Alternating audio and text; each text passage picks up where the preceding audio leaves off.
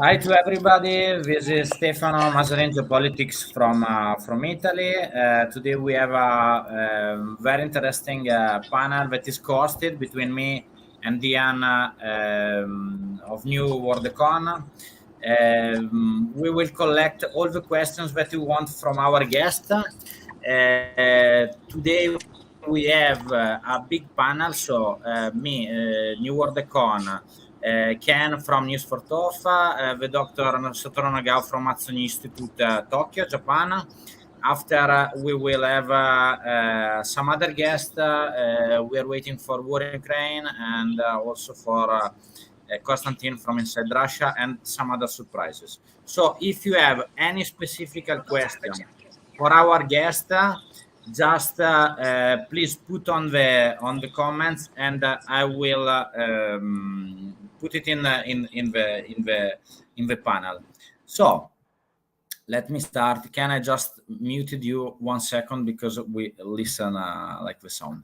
So starting from the actual situation, I wanted to give you a little news from Italy because yesterday we got a very big meeting in Italy that was with the Israeli Prime Minister Benjamin Netanyahu. Why it's connected to our panel? Because it's starting a lot of new agreement between Italy and Israel of a very, very interesting project that was abandoned from the US, that it's a pipeline that it's called EastMed. Why this pipeline is important? Because the geopolitical gas situation of the Mediterranean it's changing fastly, and there is a discovered big gas field under Cyprus, and the idea is to create a lot of ties between Italy, Israel, Greece, and Egypt to make a different route from this gas, so not from Russia to Europe, but from Northern Africa to Europe through Italy. So we will maybe talk about it later. Ian, if you can start fastly, because also a lot of viewers of your channel already saw your speech with Web Union about the actual situation in Bakhmut and whatever. What is your opinion of the actual strategical and military operation in Ukraine, and what is happening? What is your forecast? So, I think at first, over the wintertime, the general consensus was, and it seems like this has not only been among Western sources, but Ukrainian sources and Russian sources, everyone, we've heard a lot of news about a big Russian offensive that could potentially be taking place imminently. We've been hearing imminently for 2 or 3 months now. I'm more or less under the opinion that at this point, this is probably an information operation, and we're probably not going to see a large-scale offensive from either side until perhaps late March, getting into April once spring rolls around. It seems like the weather is just not permitting. If you've seen recent photographs from Bakhmut, the mud is thick. I mean, I've seen pictures of pickup trucks buried in like 2-3 feet of mud. Just flipped over and completely unusable. So it's hard to imagine any kind of large military operations can take place soon. In the meantime, I think what we're going to see is a continuation of what's been going on, a slow, methodical advance from the Russian side in different sectors.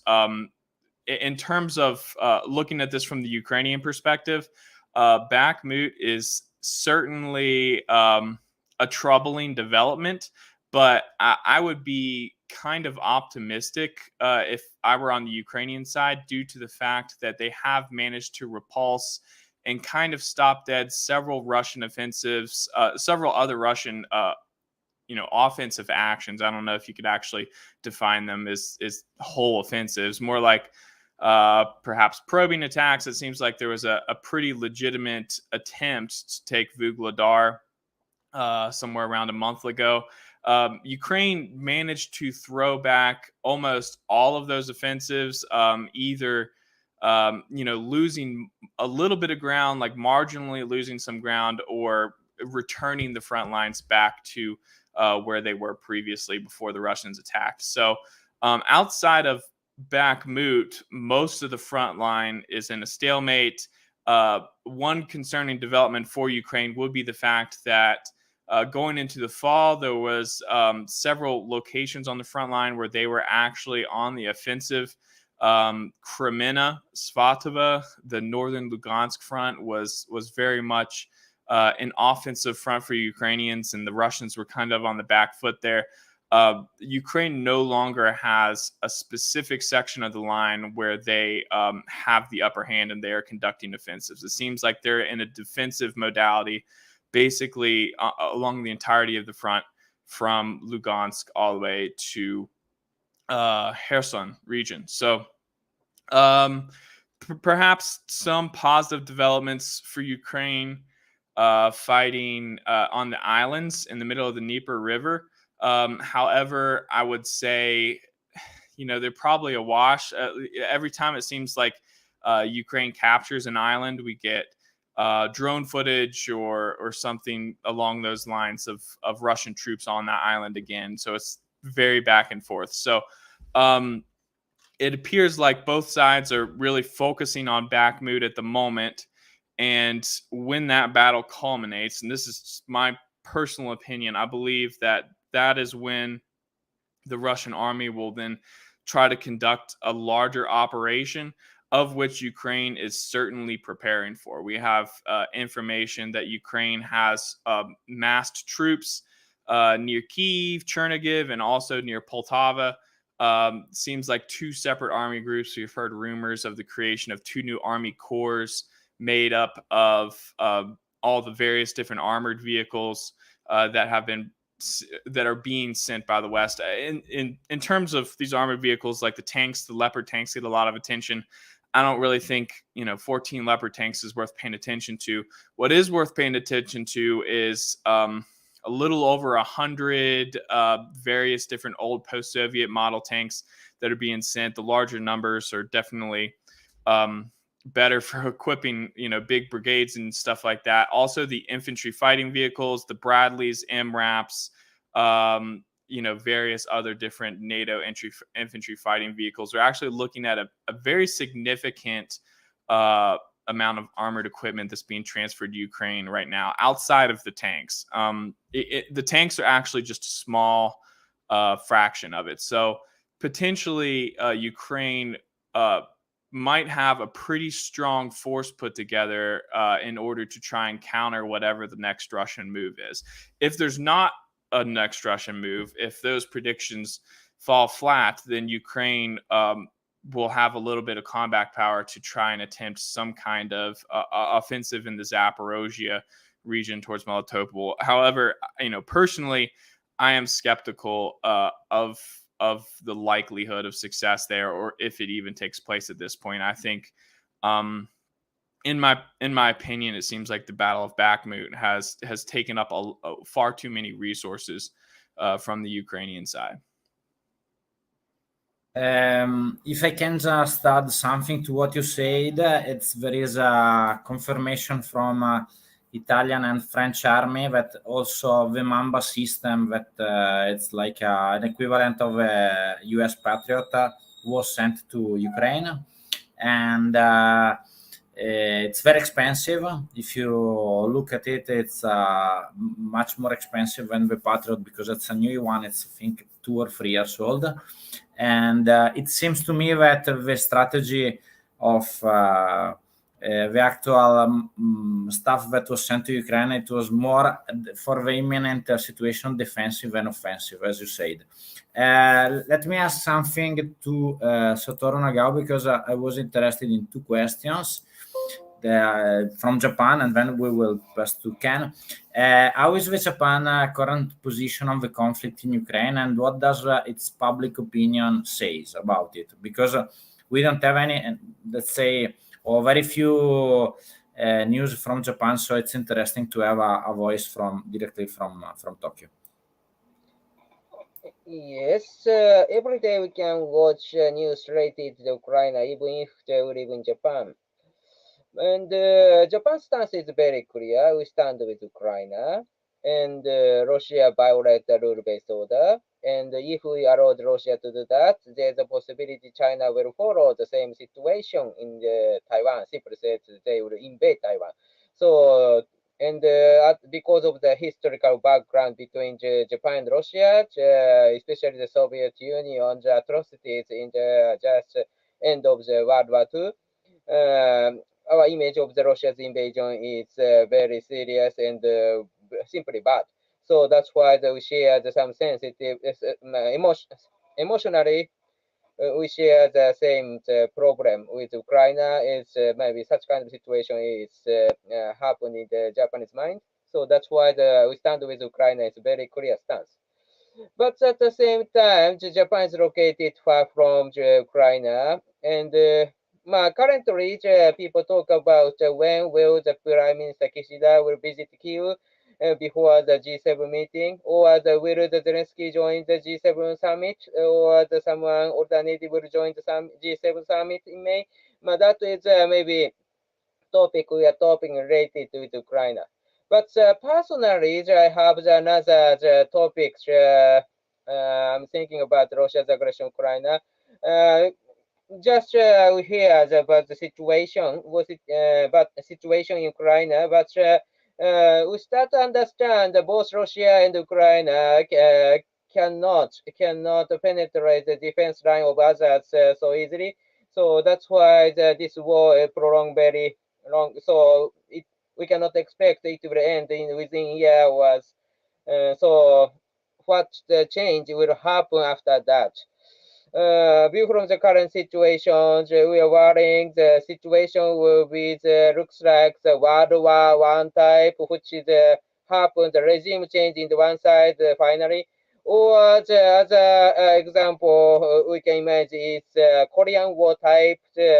Both sides will give up to win and agree the ceasefire, but the problem itself will not solve. So maybe for a long time, they continue to face off. Some conflict has been between two. Such kind of situation is the Korean War type. So, which scenario will happen in the Russia's aggression in Ukraine is maybe something interesting. Because indeed, when we check who could be the real winner of the war, it's a little controversial issue. Because World War One, World War Two, of course, officially the United Kingdom won the World War One, World War Two. But what happened after the World War Two? View from this, we can imagine the United Kingdom is not the winner of the World War Two or World War One. Indeed, United Kingdom, France, Germany, all of them lose their influence in the two World War, and the United States expand their influence. So, view from that situation, real winner is the United States, not other three countries. In case of the Korean War, is the same. The view from Japan, Japan developed their economy through the Korean War. So instead of the South Korea or North Korea or China or United States, indeed in the Korean War, real winner is Japan. So view from such kind of situation, who will be the real winner of the Russia's aggression in Ukraine will be the one kind of the main topics we are researching and we are focusing on. What kind of world will come after that? So, in this case, of course, there is a condition in the World War One. World War One, why United States is the winner because they increase their power, but they do not face serious damage in the war. And why Japan is the winner in the Korean War, the same situation. They increase their influence or they recover their economy, but at the same time, they hasn't suffered anything.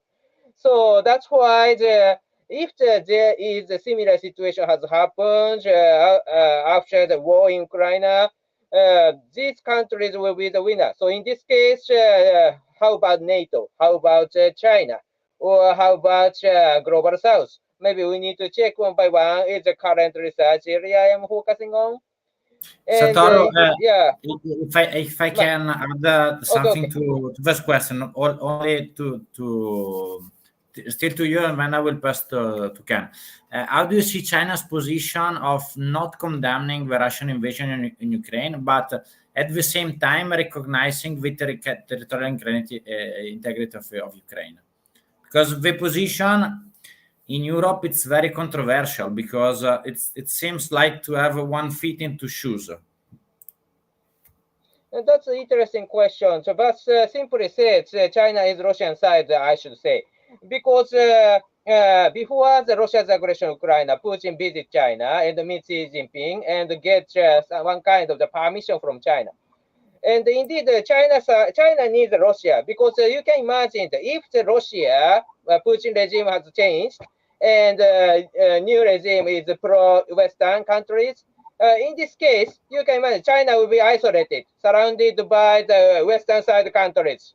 The democracy or Russia will change the Western side in this case. So China will be isolated and nearly contained.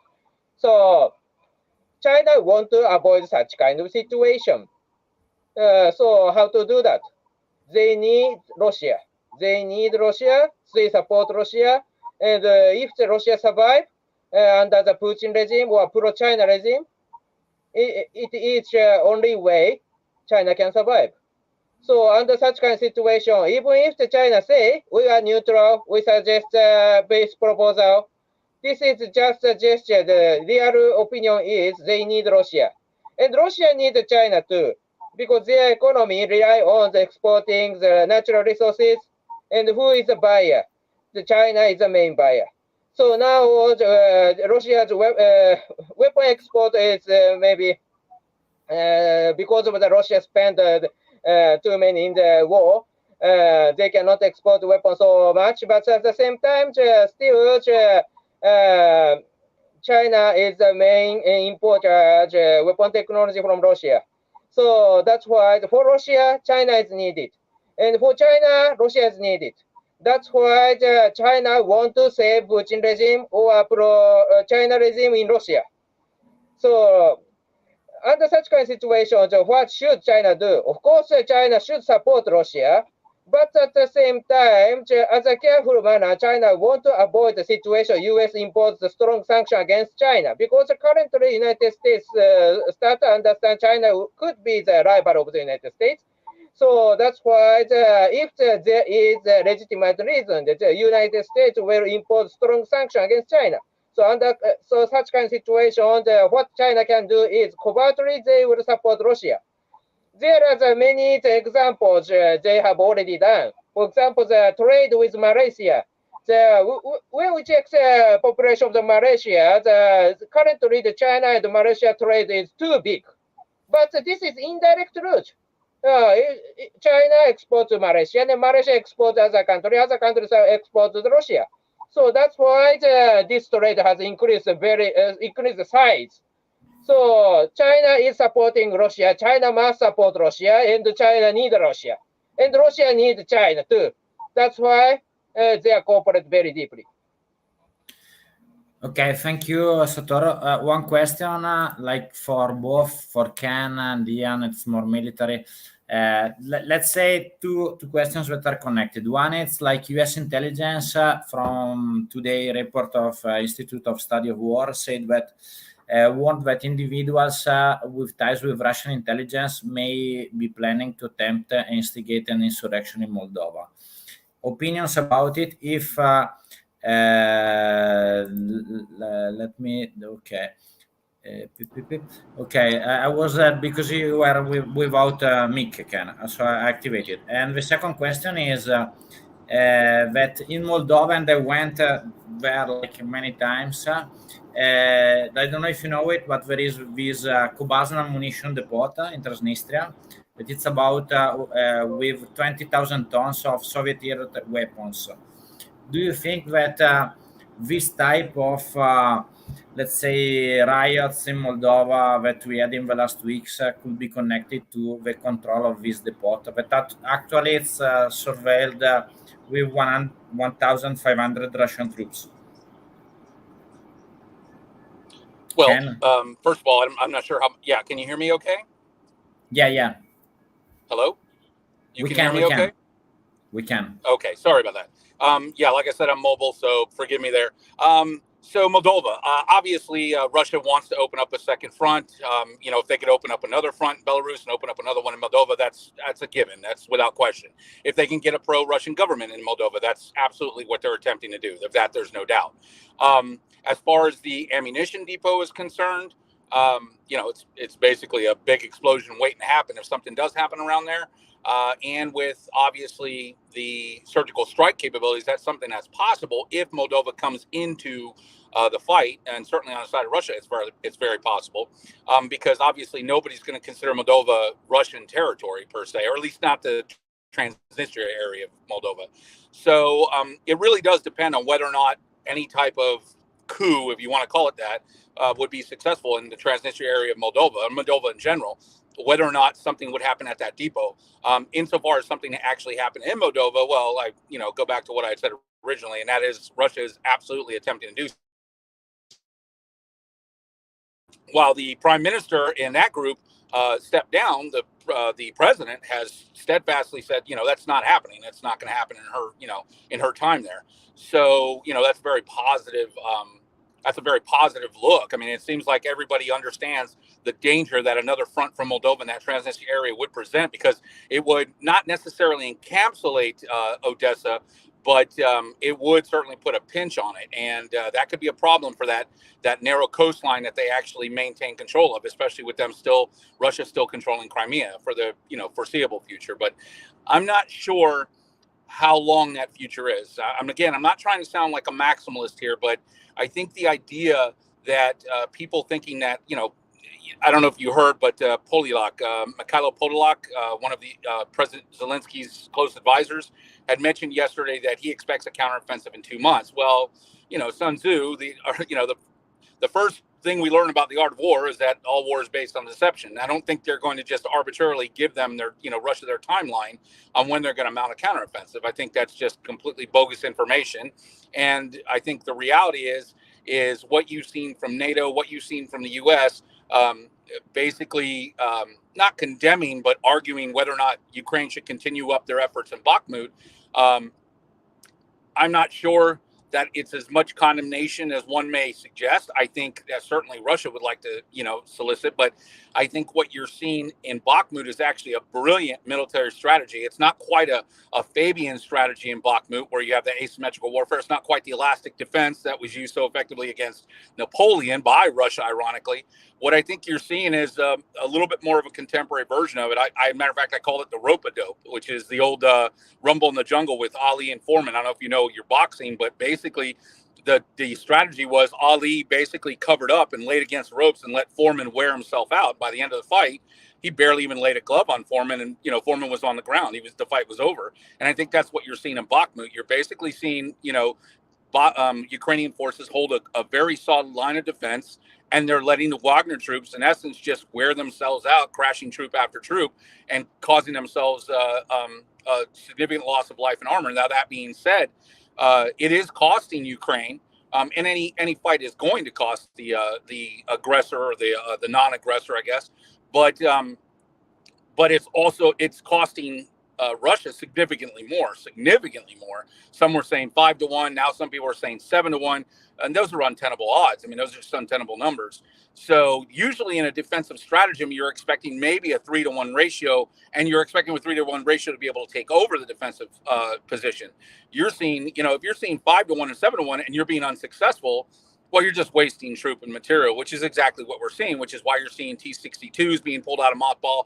I actually saw, I can't remember exactly which cannon equipment it was yesterday on a train, but it was something that some people were saying was out of basically either near World War II or just after World War II Soviet Union that had been mounted, haphazardly on top of on some armor. So I think what you're seeing is a very much a degradation, without doubt, in Russia's capability, and that's happening more and more every day. So. Do I think the Bakhmut strategy is working in favor of Ukraine? Absolutely. Again, I'm not trying to sound like a maximalist. I realize I am a bit of one when it comes to Ukraine because I believe in what they're doing so wholly. But I do believe that what they're doing militarily is quite brilliant. And if you notice, timeline for this, or not, I'm sorry, the timeline, but the totality of it, as far as what you see in the future, you only continue to see Russia's troops become less and less supplied and trained, and you see Ukraine's forces becoming more and more supplied and better trained.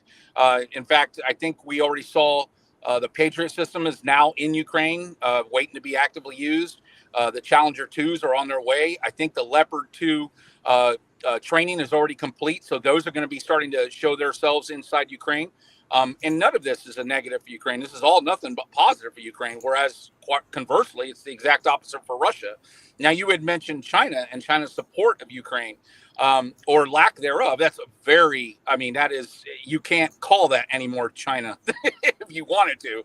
This position of, well, we're not going to condemn, but we're not going to condemn Russia either. But it's actually kind of funny the way that they do it, but it's very China. It's very much on par with them, with how they're doing things. Now, what I'm very curious about is China tends to take this approach of, well, it's not government support, but it's private businesses supporting Russia, and I don't know how that will happen. Obviously that train got caught pretty well on camera showing from North Korea going over to Russia. I don't think anybody was surprised from that, but I don't know that we'll see anything like that from China. I think what we'll see from China is much more, well, that's not really our government's business. That's our private industry's business. And we're not going to get involved with that, even though, quite frankly, they would get involved in a heartbeat if it bothered them. So, but again, that's very, very much on par with China and China mentality of how they do, of how they work, how they operate. But all in all, I would say that the operation in Bakhmut, quite frankly, showing that Ukraine has backpedaled a little bit against NATO and the U.S.'s recommendation, shows that they understand that this is whittling down Ukrainian and Russian forces. So I think it's been very effective for them. Actually, I really like the point you made there at the end about Chinese industry and how if we're going to see any aid going to Russia, they're going to say, oh, that's the private industry, has nothing to do with the government. When, in reality, we all know that Chinese industry is very, very closely tied to the CCP. Basically, in a lot of these companies, the board of directors is half private industry and half CCP members. So I agree with that wholeheartedly. I do think China will end up and probably has supplied a lot to Russia throughout the war. And they're probably going to use the diplomatic cover of all the governments not involved in it for as long as they possibly can. I do want to push back a little bit on what's going on in Bakhmut, and I'm not, going to make any kind of claims like I know, what casualty ratios are for either side or equipment ratios are for either side. I basically do mapping and we try to use empirical evidence to like confirm or deny if something has or has not happened. Say like you'll get rumors or news of some kind of attack in the morning, and if you don't see any video or anything else about it, it's like, well, it probably didn't happen. Pictures or it's fake, right?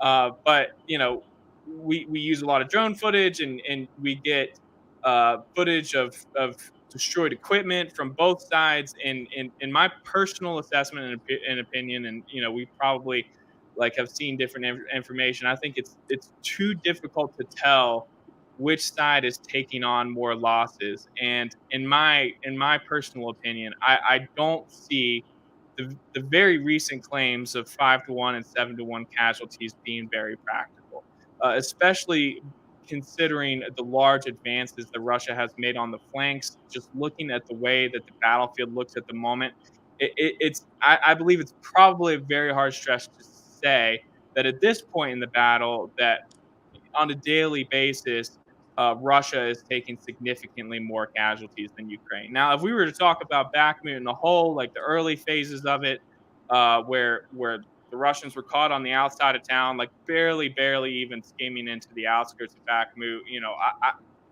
you very, very well could be correct. The casualty ratios were in favor of that. But from what I've been reading from interviews done with Ukrainians inside of Bakhmut, with foreign Foreign Legion, or is that what they're called? Foreign Legion.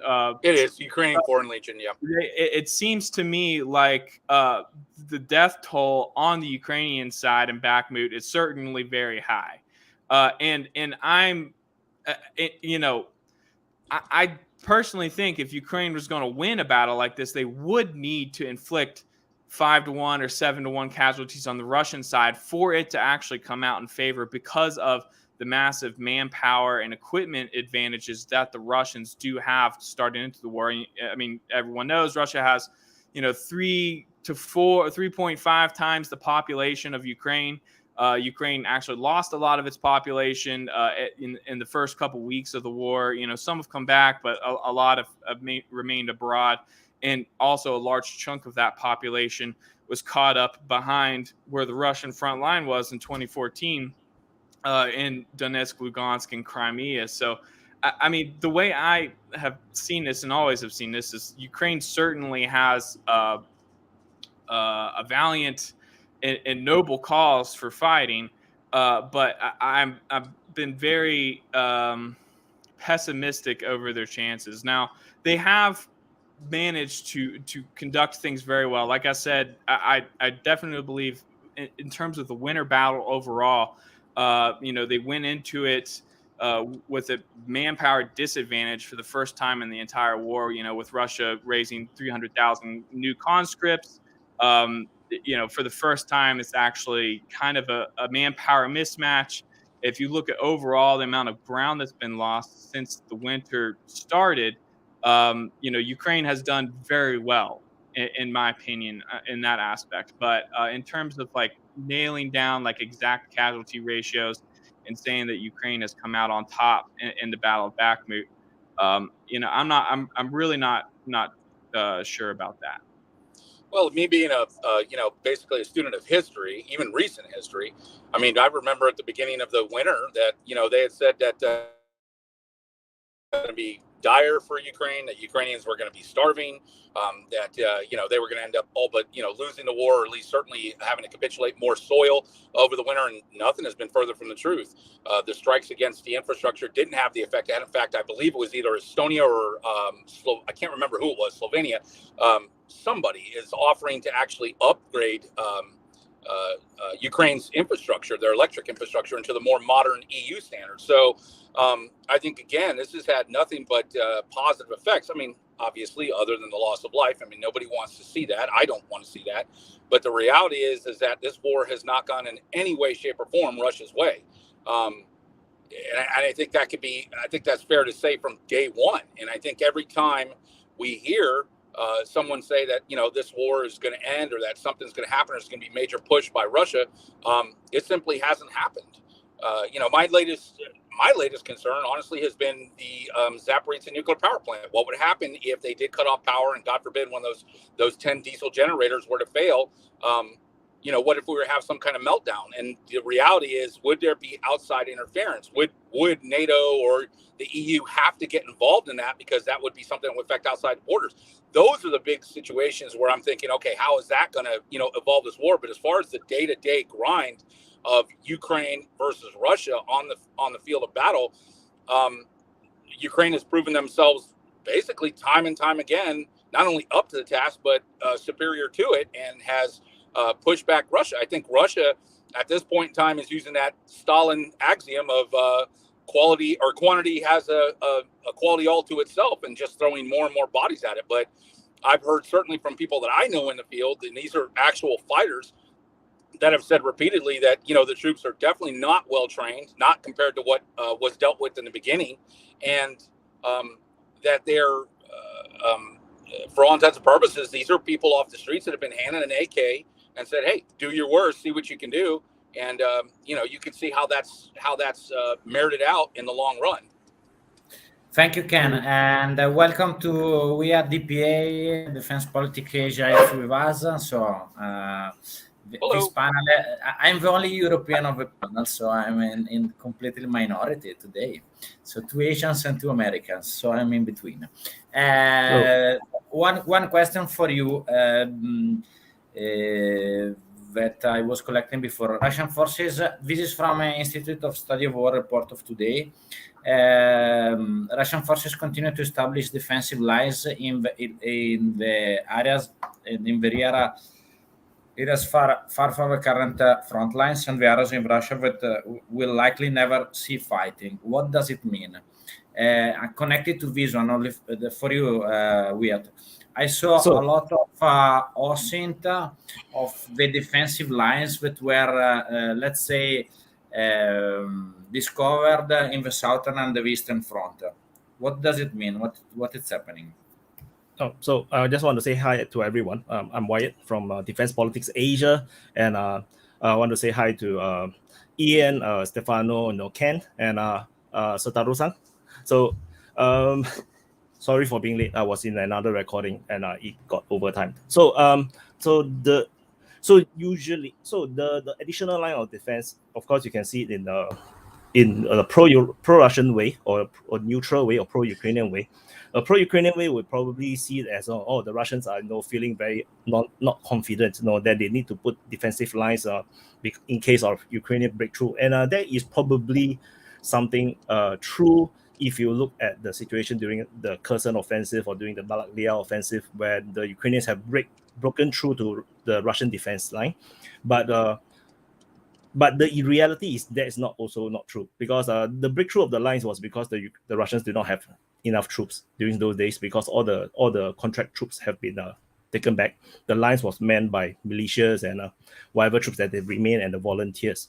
All these defense line, I believe, just based on probable military things, is that once you build all these defensive lines, it discourages any offensive at these lines.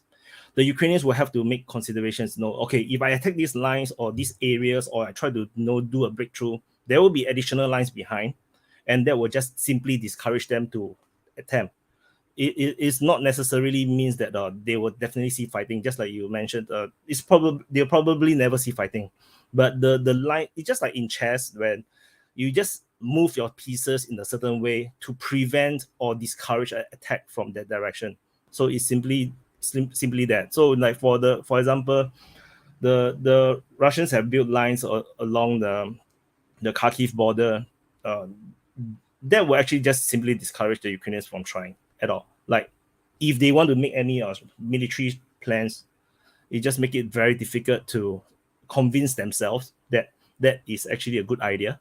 So similarly, the Ukrainians actually developed multiple lines of defenses as well. Just that the Russians, because they have no choice, their objective is to capture the whole of Donbass.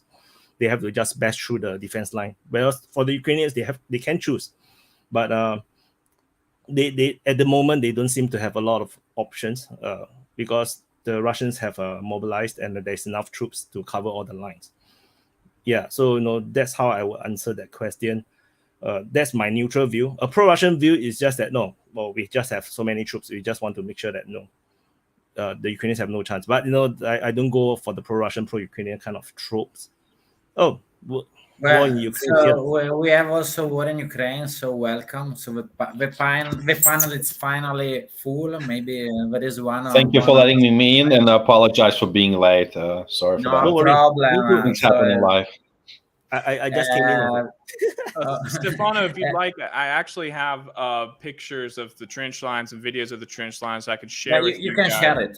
No yes, problem. just so the audience has some context. Specifically, these videos and photos come from Crimea, and it very much looks like an attempt to prevent what I see is D-Day. I mean, these are just some enormous trench structures all across. It's actually on the southern tip of Crimea, which is also kind of curious because it's not even in a direction facing Ukraine.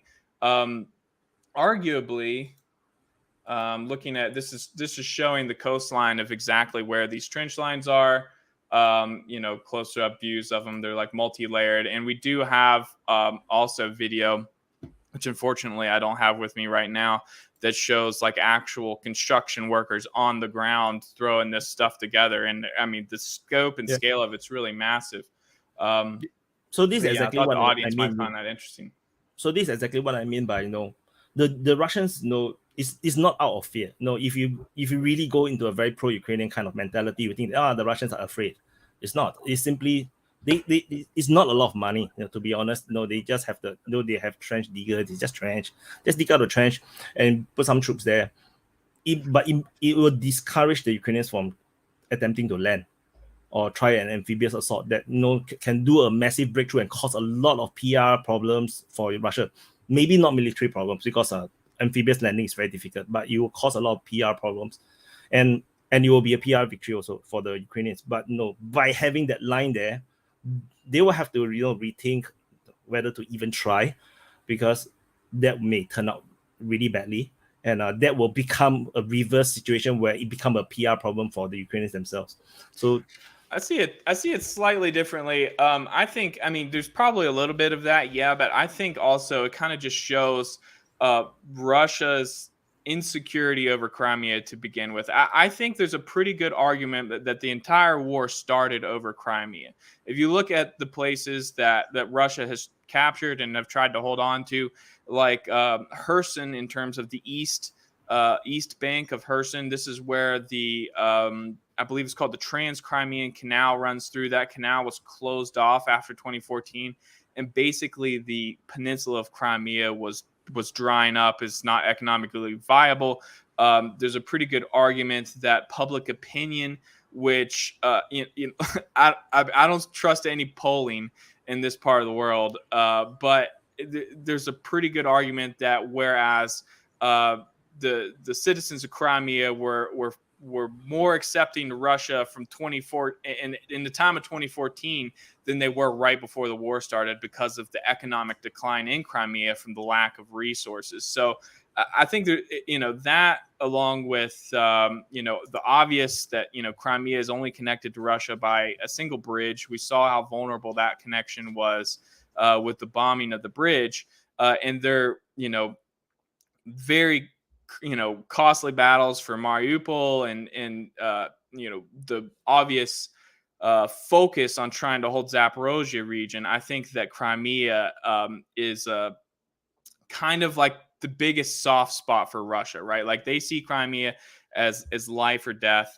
Perhaps maybe even started the war for it. Obviously, made moves to capture it in 2014, and might potentially be setting up these trenches, not just for Ukraine, but for any, potential attack from an outside power, such as, NATO, maybe Turkey, who really knows? Of course, it could just be, a big F off type situation. Like, look at these trenches, don't even think about it, like what you're saying. But my question is who is that message to? Is it to Ukraine, which doesn't have a navy and it doesn't have any kind of capabilities to conduct a seaborne landing, which is one of the most difficult military maneuvers in history, by the way. It's only been done successfully really by the American military in World War II in the Pacific and in Normandy in France, with great loss of life. There was thousands and thousands that were killed on the beaches. Usually the first wave, and we've all seen, war movies and different animations or descriptions of Normandy D-Day, but like essentially like the whole entire first wave of troops was wiped out. Like in modern times, no country really has the landing craft. They really have the number of ships in order to ferry, not just a single wave of troops for a beach landing, but multiple waves. It's a real stretch to suggest that Ukraine on its own could have this capability, much less any other country in the world at this point. I'd say, probably the U.S. is one of the only ones. Russia has a number of landing craft, but I highly doubt Russia could even attempt something like this. Yeah, Russia can't. Yeah. Sorry, I wanted to put the last question for Satoru because I asked him to stay 40 minutes with us, but we're already out, so we can continue later with others. And I will pass the war in Ukraine because you will be in our panel as soon as possible. We will pass only military after. So this question is more about Asia. So it could be interesting also for WIAT. US-Japan-Netherlands agreement on the chip export restriction may play out China. Could it be a new technological front of this, let's say, tech US-China war? Plus, because with Satoru Nagao, we already did another panel that was focused on the Quad Security Alliance.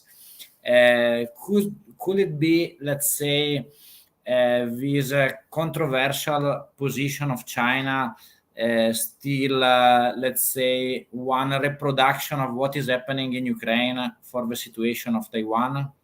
So this intersection between chip production, chip US ban of China to China, the Taiwan situation. What is your opinion? Okay, so we need to check weapon production. Advanced weapon need to use advanced chip. In this case, 90% of the supply chain concentrated to Taiwan. So without Taiwan, we cannot produce latest missiles, latest weapons. So that is current concern. If China blockade Taiwan, we cannot get this advanced chip. So how to deal with it? We need to diverse supply chain. So Taiwan maker should establish a factory in the world, in the Western countries, not only the Netherlands, but also the India, United States, Japan, and also the other country, some part of the Europe. We try to diverse currently. So Taiwan, big Taiwan maker, try to establish many factories, not only in Taiwan, but also these Western countries just now. And the Netherlands is one of the very important destinations.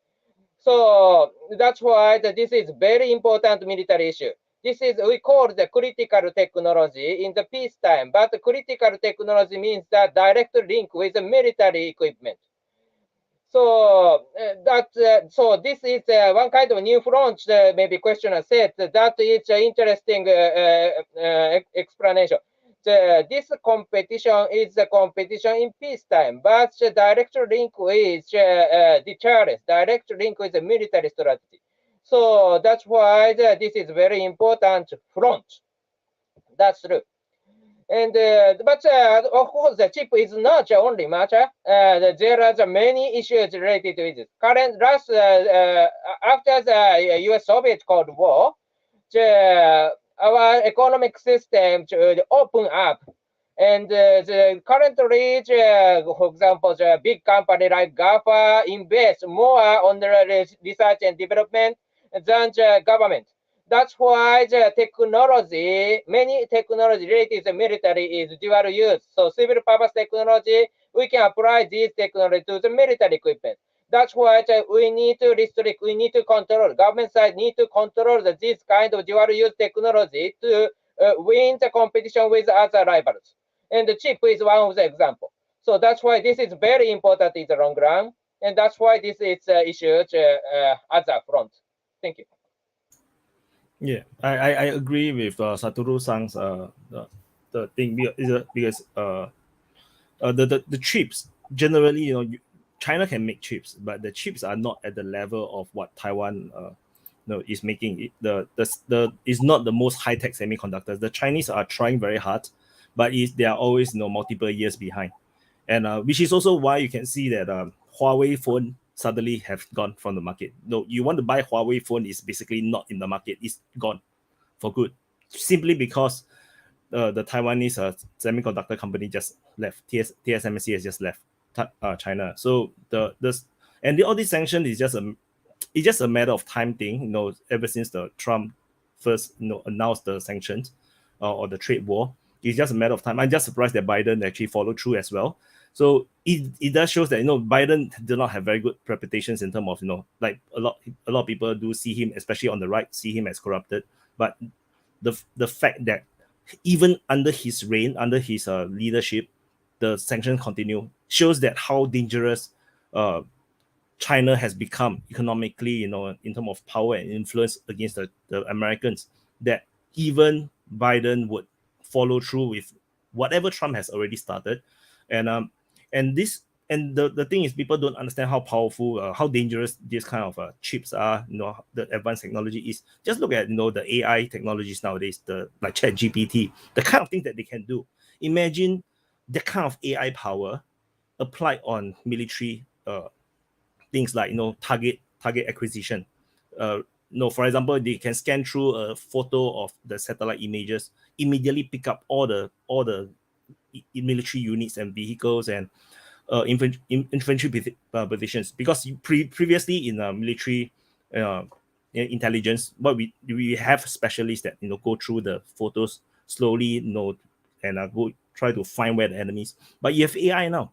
AI can do it super fast. And imagine this applied on target acquisition by a fighter jet, missiles. Well, I'll tell you what spooks my noodle isn't fighter jets or target. It's drones. Yeah. Imagine AI and drones, and multiple batch drones fired in significant numbers at targets, multiple independently targeting multiple objects at one time. So that gets spooky real quick. So that is the part where I get a little like, okay, what's the future about AI and warfare? So like a few years ago, the people are talking about drone swarms. That was like, that is like so futuristic. It's like, yes, I understand AI can do swarming technologies, but you try to imagine how the the drone swarm has to be done. It's like it must be still 10 years ahead. Then the ChatGPT came out. It's like, what the hell? Was. It was in the future. What do you guys think of this recent statements made? I'm not sure if you saw them or didn't say them, but in case you didn't, Bill Gates recently made some statements, I believe, that the U.S. strategy to cut off China from semiconductors wasn't going to be effective. And essentially, I guess what he was saying was that China had a lot more capability, and perhaps maybe the American view of this was a bit arrogant, thinking that they wouldn't be able to develop this technology, it's not rocket science, it's computer chips type thing. What do you guys think about that? I mean, in my opinion, I have seen it in a similar way to what Y is describing. TSMC, is in Taiwan. It's not in China. China, in the past, their capacity to develop semiconductors, it's been, not so great, not so high end. I mean, most of what they produce is 80 to 90 nm, which is nanometer technology. It's been around for decades, right? It's the same. I mean, Russia can produce this stuff too, which is arguably what's going in a lot of these cruise missiles and stuff. But from what my perspective is it was a very surprising statement, because this is a guy, he was head of Microsoft. He obviously has done a lot of business in China, obviously knows a lot about computer chips. And we have him sitting back and saying, this isn't going to work. China's going to end up developing this stuff, no problem. What do you guys think about that? First of all, I don't think that in the short term anyone's under any illusion it's going to affect China, but in the long term, absolutely. I think when China has, if there's a will, there's a way. They will figure it out. Most likely, often enough, they'll use whatever resources they have to do to make it happen. I mean, they're known as a copy culture for a reason, but yeah, if they can find a way to make it, they absolutely will. I don't think on a long enough timeline, there's any doubt that they'll be able to start reproducing chips. The question is timeline. How long is this going to delay them? That's really ultimately what it boils down to. Could they even catch up? No, it's like you can do what maybe China will be able to develop the kind of microchips that is being produced by TSMC now, 4 years from now.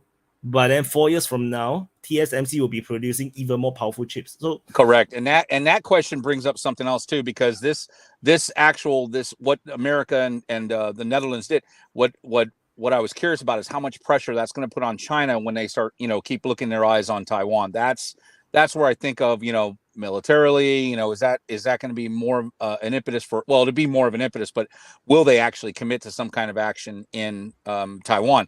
And I think ultimately that's why people were thinking that China would have committed some kind of military action to Taiwan. And ironically, the Ukrainian war has stopped that, certainly temporarily, because they realize what kind of effect globally that's had on the global community, the kind of pushback. I actually have a real quick interesting perspective on that. Then we can move on. But my big fear with the Taiwan invasion has not been that China would seize TSMC and seize the production capacity. It's that they will just cut their losses and destroy it. Like that's my big concern with it, because the way I see it, like they might have some kind of confidence, maybe arrogance, that they could develop these chips on their own. Of course, like the chips after they're manufactured, they end up going through China anyways to get put into iPhone 14s or whatever. So like, they obviously can get their hands on them, if not manufacture them. So like, what if they were like, well, America doesn't have the manufacturing capacity for these high-end chips either. So if we can't have it, no one can have it. Like that's probably my biggest worry with Taiwan, is not even a successful Chinese capture of the island, but just, what if they decide to hell with it? Let's just bomb the place to smithereens. I mean, there's no way that something as delicate as a semiconductor fab facility, could get back online and get running again after. Unless they do it now. Unless they bomb it now. Because Yeah, now well, they're already building the semi-chip conductors in the United States now. TSMC. That's what I was going to say. Exactly. That's where the logic is, because I agree. Yeah, actually, it's not a bad idea. It's not, your theory doesn't not hold merit. It absolutely, I'm sorry, that's a double negative. It's good because, America has definitely put a lot of impetus and actually start making chips here. So, and that's a relatively recent development this past year. That will be years, though. I agree. Like, I agree. It takes 4 or 5 years to even build one of these facilities. I agree. But what I'm saying is I think that gives your argument merit, because there is a concern. There is a concern that we could end up losing that production from Taiwan.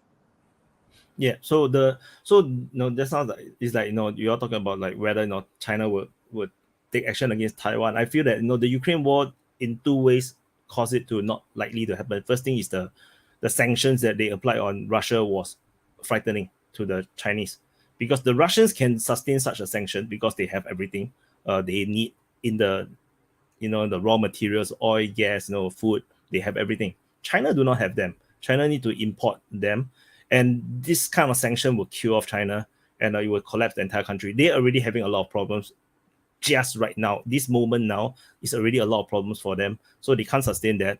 Second thing is that because of the Ukraine war, Russia have to work closer to China, and as a result, they feel less encircled as compared to before the war started, because or before even the pandemic started, because they were so trapped. In the trade war, they are losing so badly to Trump's strategy of blocking them out. They have to concede to what Trump wants, and they are trying to find ways to get out of it. And if this tightening of the sanctions and trade war against China get too much, then the only solution will be war. But then the fact that now is that they have a new market. They have Russian market. They have Russian gas, Russian oil. Then they don't feel the pressure to do something very drastic, because they can still survive. So the Ukraine war in these two ways managed to elevate their the need to fight to survive, rather than just stay on whatever they are doing now. And I also want to highlight regarding the chips in terms of high tech stuff. China is doing a lot of high tech stuff, but they are all copies, as Ken said. They are very, very good at copying, and there's very, very few that is true innovations from China. Very few.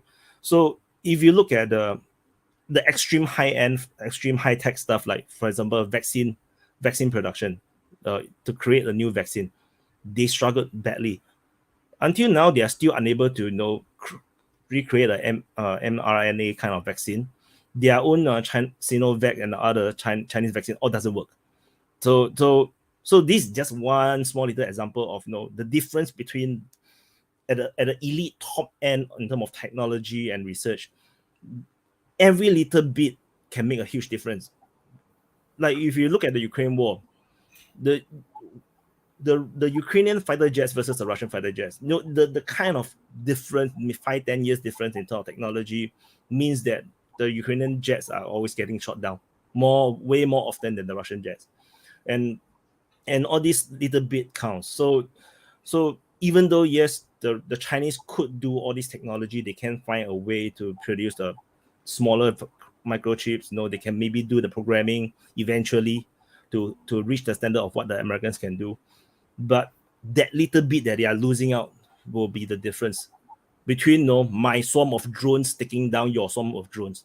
Because my programming is better, my drones can do more calculation in a split second, do a better way of evading your drones and shooting down your drones instead. That kind of thing.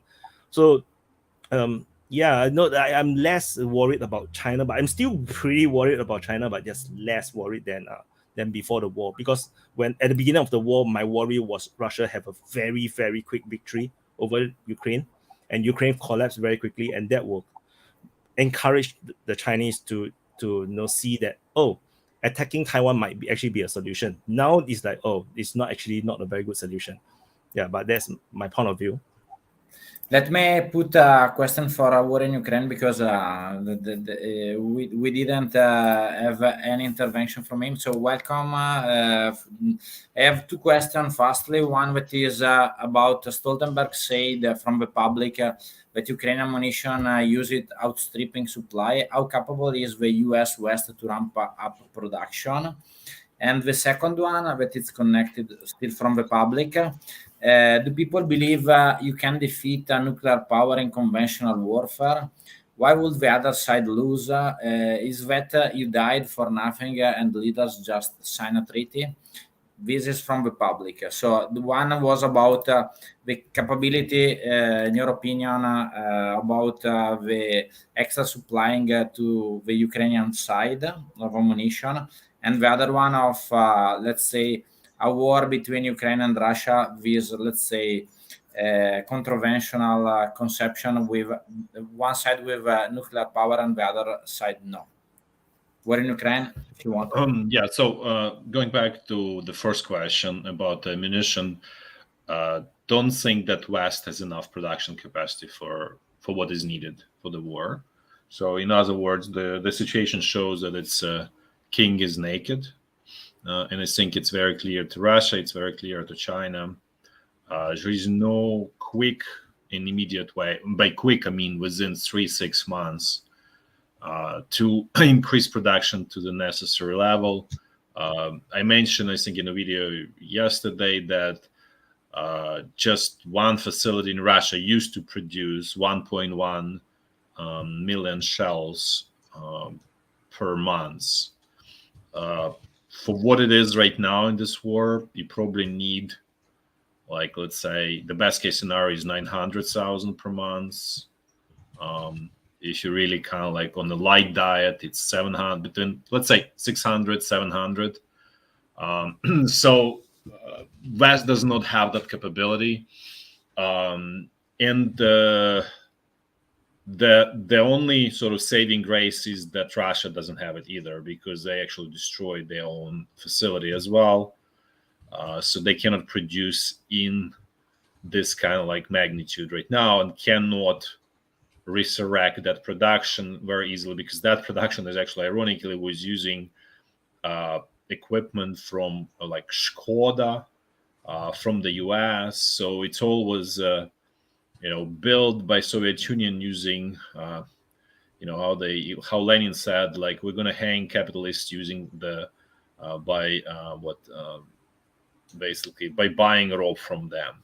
So this is the same idea was there, and that facility is gone. So that's a big question. I don't have clear answer, clear vision how it's going to play out. The only probably outcome that the fight is going to get much more bloodier, because you don't have shells. So all of the attacks and counterattacks, everything, defensive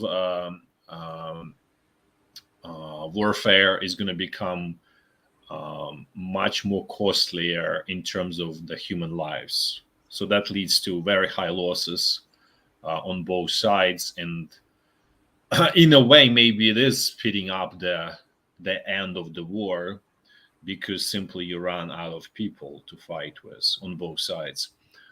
This unfortunately will lead to Ukraine having to, run out of people sooner, much sooner than Russia. I spoke about this multiple times, because it's not fighting efficiently right now.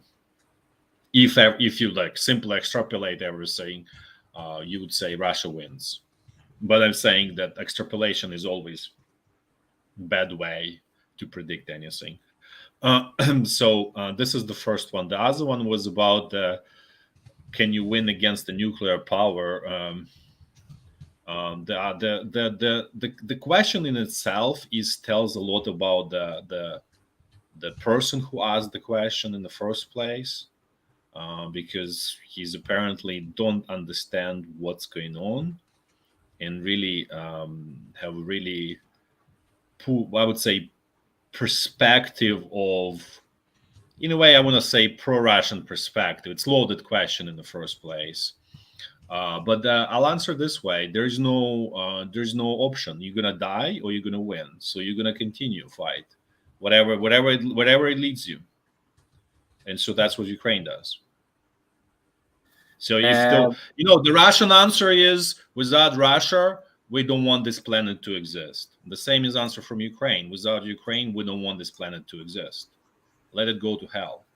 And so that's the situation. I wanted only to say thanks to Satoru Nagao because he had to go. And thank you, Ukraine, for your answer. Now, let's say the panel is all military. So we lost our professor from Tokyo. So another question that I received from the public that we can answer everybody wants. But it's a little bit interesting. But it's what is the current situation with energy market in the European Union countries, and how was it possible to stabilize the energy prices despite the apparent loss of such a significant supplier as Russia? If I can start, and then I think Ian have a lot of argument about it. Let's say that as I started at the beginning of the news of this new agreement between Italy and Israel about the East Med pipelines, I also tried to catch a little bit of data of what I was saying from the beginning of the war, that when the gas and the oil ban was effectively started in January, we will see a lot of, let's say, problem in gas and oil revenue from Russia. Actually, this is very strange in my point of view. The statistical data of Russia, it's not officially given to IMF and the World Bank from the last month. But if we look at January, Russia had a minus 46% of revenue from oil, minus 46% from like a state that have 40% of GDP that is oil and gas export. It's a big number. And at the same time, the official Russian data, this is official Russian data, was like plus 57% of expenditure of the budget of the state about the war. So if you have plus 57% and minus 46% of revenue, I think that the problem it's more in the Russian side than the European side. At the moment, the prices of gas yesterday was about 55 euro at the Netherlands exchange. But at the moment, the price it's rambling off of the top of the peak that we had in September 2021. It was 2022. Sorry, that was about 300 euro. Now it's about 55 in Europe.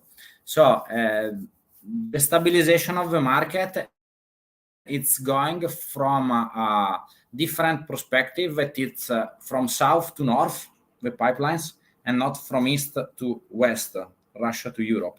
What is the alternative for Russia? If it's what, for example, we had said, the problem is that you cannot export gas actually in ship fastly to Russia from Russia to China, and pipelines we don't have because Power of Siberia 2, it's still in construction. It will take 8 years to be operative. Let's say 5.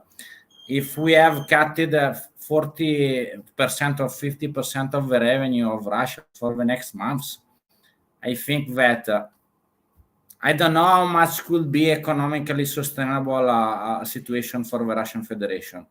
What is your opinion about this argument? So, I see it. I get a lot of your points, and I see it in a similar way. I will just say that in terms of like the problems for Russia, like it should be viewed differently than what the same problems would be in the West, right? Like, so if there's a significant reduction of fuel sales in the West, right? Like, so let's say Texas refineries all of a sudden just can't get rid of it, and the production drops and the sales drop, like that would be very bad for the private industries and stuff. So we would see that as a very bad thing, because that would affect the oil and gas economy. That would affect all the different services that and service companies that provide services to the oil and gas economy. A lot of jobs and a lot of wealth would be lost. But in Russia, I mean, all of that is true, but the main point in all of this is affecting the state revenue. You got to remember the state of Russia has a significant shareholder in, what is it, Rosneft and all of these different gas and oil companies. They're all state-owned gas and oil companies. So they are using that revenue, that profit from gas and oil sales, to fund their budget and fund their war effort. One of the reasons why the West is going after that is they're trying to sink the Russian budget. In terms of doing that, I believe if we are to believe the reports coming out of Russia, and war in Ukraine might know a little bit more about this, because he tends to cover this stuff very well on his channel with the economic situation in that part of the world. But I believe the Russian deficit right now, which they generally don't run a deficit, they actually have pretty low amounts of debt compared to most countries. But the Russian deficit, I believe, is only 2 to 5%, something like that. That's what like the Russian government is claiming. So that's nowhere near the levels needed to sink the Russian budget. Now, in terms of like looking at this from the European perspective, European gas prices are down. It seems like sorry to interrupt you, but the problem is that if you have this type of deficit and you can access to the international financial market to finance your debt, I agree with you. But at the moment, Russia cannot accept in the regular market finance their debt. So if they don't have money, they don't have money. But I mean, you're talking about like I mean, yes, you can't. They can't finance their debt in the Europe or the U.S. But like, what's to stop them? What's to stop China from buying Russian debt, or India from buying Russian debt? Really, like nothing that I've seen. And honestly, this is something I'm not really that privy to. So I will I will stop there. But that's the way I've seen it. Is like, if they want to go a couple percent into debt or run a little bit of deficit, they could probably borrow that money from China, from India, or other friendly or they could print money themselves. As they could borrow it from the Russian bank, risk a little bit of inflation. I mean, that's what America does. Like, it's a little bit different. We have the global reserve currency, but looking at this from the European perspective, the way that I see it is Europe they didn't really manage to replace Russian gas, right? They through the gas, a lot of the gas that Germany and Europe is using is Russian gas. It was just previously bought last year and loaded up into underground storage. This is something we talked about all year long, all last year, how Europe was still buying Russian gas. They weren't buying it, 1 million cubic meters a day and using 1 million cubic meters a day. And then all of a sudden they found another supplier, boom, that had 1 million cubic meters a day. They're buying 1 million a day, using, couple 10,000 a day, and then throwing the rest in storage, waiting for winter to come. And then they're bringing that gas back out and using it. Once their storage runs out, they still need to find alternative suppliers for at least a certain percent of that gas. I don't know how much that percentage is. I'm sure they have found some suppliers to make up for some of it, but there still will be a gas deficit at some point in Europe this year. that they will have to find, and they will probably have to pay more money for. I predict that gas prices probably will spike again in Europe. I think that all of the talk of successfully cutting off from Russian gas is somewhat premature. But I'm actually curious to see what war in Ukraine has to say about it, because he is very good on some of these topics. So just jumping first on this Russian economy, the budget, state budget, and all of that. So the state budget is in disaster situation, and it's just how to say, it's like similar to Titanic. There is a huge hole there, but the music is still playing on the top, and especially for outsiders who don't really follow deeply Russia. So just give you example. So their numbers is the revenue should be 26, I believe, trillion of Russian rubles. Everything is in Russian rubles. I'm not gonna translate. You can translate on your own if you want to, but just so 26 trillion Russian rubles, the revenue for the year. Expenditures are 29. So the deficit is 3 trillion, which is deficit in the first place is probably first time for Russia. They usually run positive sort of like profit. Like, so basically they spend less than they earn in their state budget. So this is in the first place very unusual. But even more what is unusual is they already blew through 2.8 trillion of that 3 trillion just in 2 months, January through February.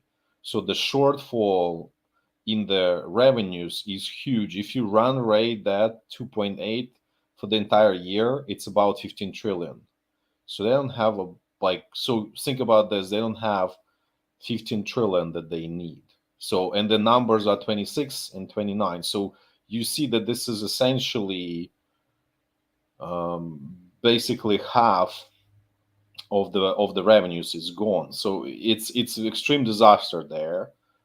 It's going to get only worse exponentially over next, whatever, till middle of the summer. And that's why a lot of, I think, outsiders like I think China and then in Europe and in US, they predict that by next 5-6 months are going to be critical. In some way, it's true because both sides are running out of the resources.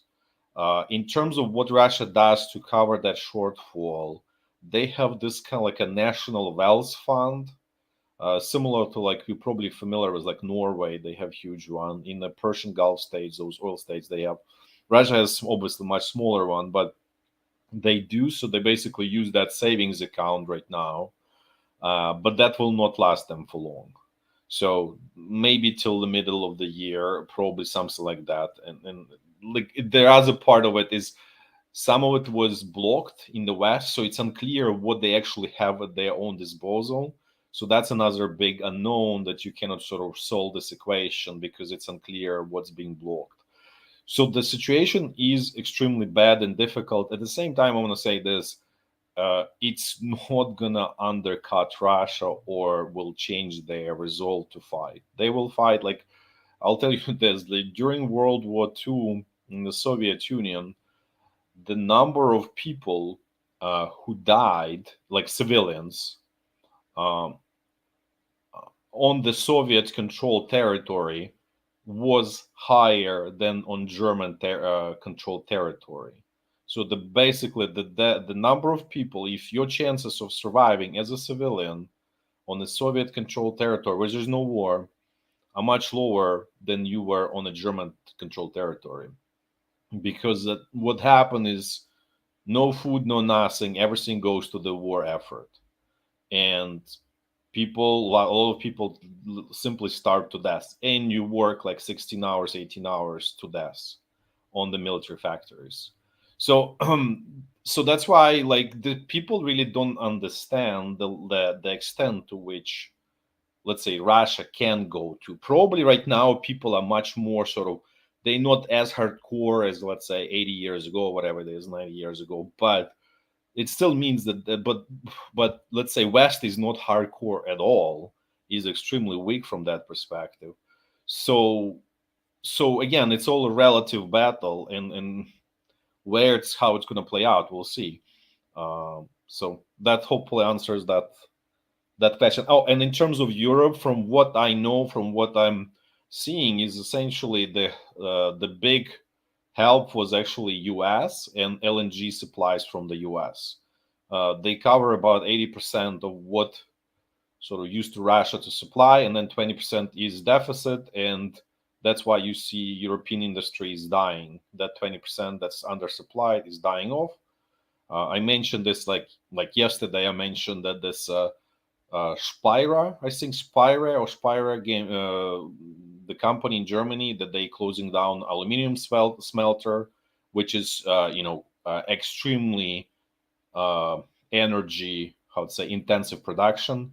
So all of that energy intensive stuff that still was remaining in Europe will die off and will get moved elsewhere. I don't know where, but Jules maybe probably can knows better where people are moving in Europe, business community, because they do something about it, because they understand the writings on the wall and they need to act, or they will be out of without their businesses. So I'm not sure where they're moving, but they have to be moving somewhere, in my understanding. Let me show one rapid thing, something to put next to war in Ukraine. This was like the previous situation, so we can see the ties to Europe, and as I can show you fastly, I can say to you that the official data about Italy, that it was the second state that was more dependent from the Russian gas in European Union. Because at the moment, I still think what Ian said about the gas, that Europe at the end of the conflict will return back to import gas from Russia, but trust me, for sure not at the same amount of the beginning. Because actually, I think that the hub will be like LNG, Southern Europe, Mediterranean, and not 60%, for example, of gas of Germany from Russia, because this is the same example, Trans-Mediterranean pipeline, the tap from Azerbaijan. Probably what I heard, like in the political side about the import from Russia, it could be Turkey as an actor that import and re-export to Europe to make it not, let's say, a direct connection from the pipeline to Europe. But the data from Italy is that actually we are not importing at all gas from Russia. 0%, because it was coming from the Druzhba pipeline through Ukraine and to Austria, and then to Italy, and it was 25% of our consumption was from Russia. Now it's 0%. So I agree with Ian. Before was collecting, but actually the internal production of Italy is completely, let's say, feeded from other suppliers. And actually, Italy is selling gas to the Northern Europe, Germany, and whatever. So, but I just wanna kind of like put how to say, be devil's advocate in this situation. But if you know Algeria, which is where the most of the natural gas is coming from for Southern Europe, it's in extremely good relationship with Russia. And I know, but Russia is supplying basically exclusive supplier of the weapons there. I would not be surprised if really something comes, super difficult for Russia, that they will try to use to leverage their relationship with Algeria in terms of trying to disrupt the supply of natural gas. But I'm not saying this is imminent, though, but this is something that I think overlooked in Europe, in terms of like, oh, we were like, everything is good, we can rely on Algeria and everything's great. And the same with Azerbaijan, that it goes through Georgia, and there is Russian influence there, you can easily, go there further and cut it. So all of those two passes are extremely, extremely vulnerable, I would say. That's all, just my 2 cents there. I agree with you. I agree with you completely. But what I was saying is that probably Russian Federation was expecting that Europe had much troubles than we had, especially for the prices, because like the future of the gas prices in Europe respect the let's say they have the possible to buy the gas on the market. And if it went to 300 euro, now it's 55. It means that the market is already, let's say, outside of the situation that we had in September 2022, because we were ready to don't have the gas imported in Europe from Russia. So I didn't say that the problem is solved, but we put a patch on it, waiting what will happen. But for sure, Russia is not let's say a partner that you can trust and be dependent 50% of your expenditure in gas, like it was for Germany before. I agree with you. This is really good way you said it. You put a patch, but the job is not done yet, and it's going to be a long journey. So okay, I would like to chip in though. I have a total opposite view of what's happening in Russia. Like, so we read that the Russians have a record budget deficit, right? But last year they also have a record current account surplus. So what happened is that they earned so much money last year in 2022 that they have a lot of money to spend, and they spend the money and cause a budget deficit. So if you go and look at the budget deficit that they have versus the current account reduction over the past 3 months, that's exactly the amount of money they spent. So which means that due to the record amount of money they are earning in 2022, they are taking one portion of this money and rebuild their military, buy whatever new upgrades, upsize their military by 1.5%, 150%, by 50%. I think my maths is shit. They'll increase by half times more. That's what the Russians are doing. And the oil price remains to be higher than the average of the past 8 years since 2014. And their export, the money that they are earning, which means the total money they are earning, is still higher than the average of the past 8 years. Which means that they are earning more money than they had since they annexed Crimea. So if they are surviving pretty well before the war started, they are definitely living better now. That is what Russia is today. I do not think Russia is in any economic problem at this moment. So, but that is my point of view. And and the money is spent, which means that they already had the money last year. That means just like we normal human beings, we earned the money last year. We now spend it now. We spend it. And it is unrelated to whatever situation they are having now. They are already expanding their military, expanding their economy, building the military industrial complex. So the narrative that the Russians are having a lot of problems is not that true. And the possibility where the oil is going all around the world and go one big round back to Europe, that is also that is pretty much a half established fact. Just that where it's very hard to track, because every country is in every country's interest to actually hide what is actually what is exactly they are selling, the kind of oil they're selling. And so if you look at the oil price, they still is much higher than the average of the past 8, maybe even 10 years. So that's why Russia can reduce oil production, which is they announced, because they probably don't need to produce so much, because like you all say, the market is shrinked because Europe don't want to buy. But then by shrinking it, they keep the price up. And because the moment they announced that they are going to cut production, the oil price increased. So they managed to keep the oil price at that level and export whatever they need to, or they can export, and they're able to maintain the economy. So, which is why I cannot agree with the kind of like conclusions you guys are making about Russia is going to be dying, because of the sanctions are working, they are earning less money. They're earning less money than it was 4 or 5 months ago, but it's still more than they are usually earning over the past 8 years. And if they are doing well, before the war, then they are definitely doing better right now. So but that's my point of view. We had only but I wanted to say something, and then I have. Oh, he freezed. Yeah, he did. Yeah, he froze up. The last two questions. There he goes. Okay. He came back. Yeah. Stefano, Sorry, repeat again. You froze. Bad connection. It's because I'm using hotspot. So what I wanted to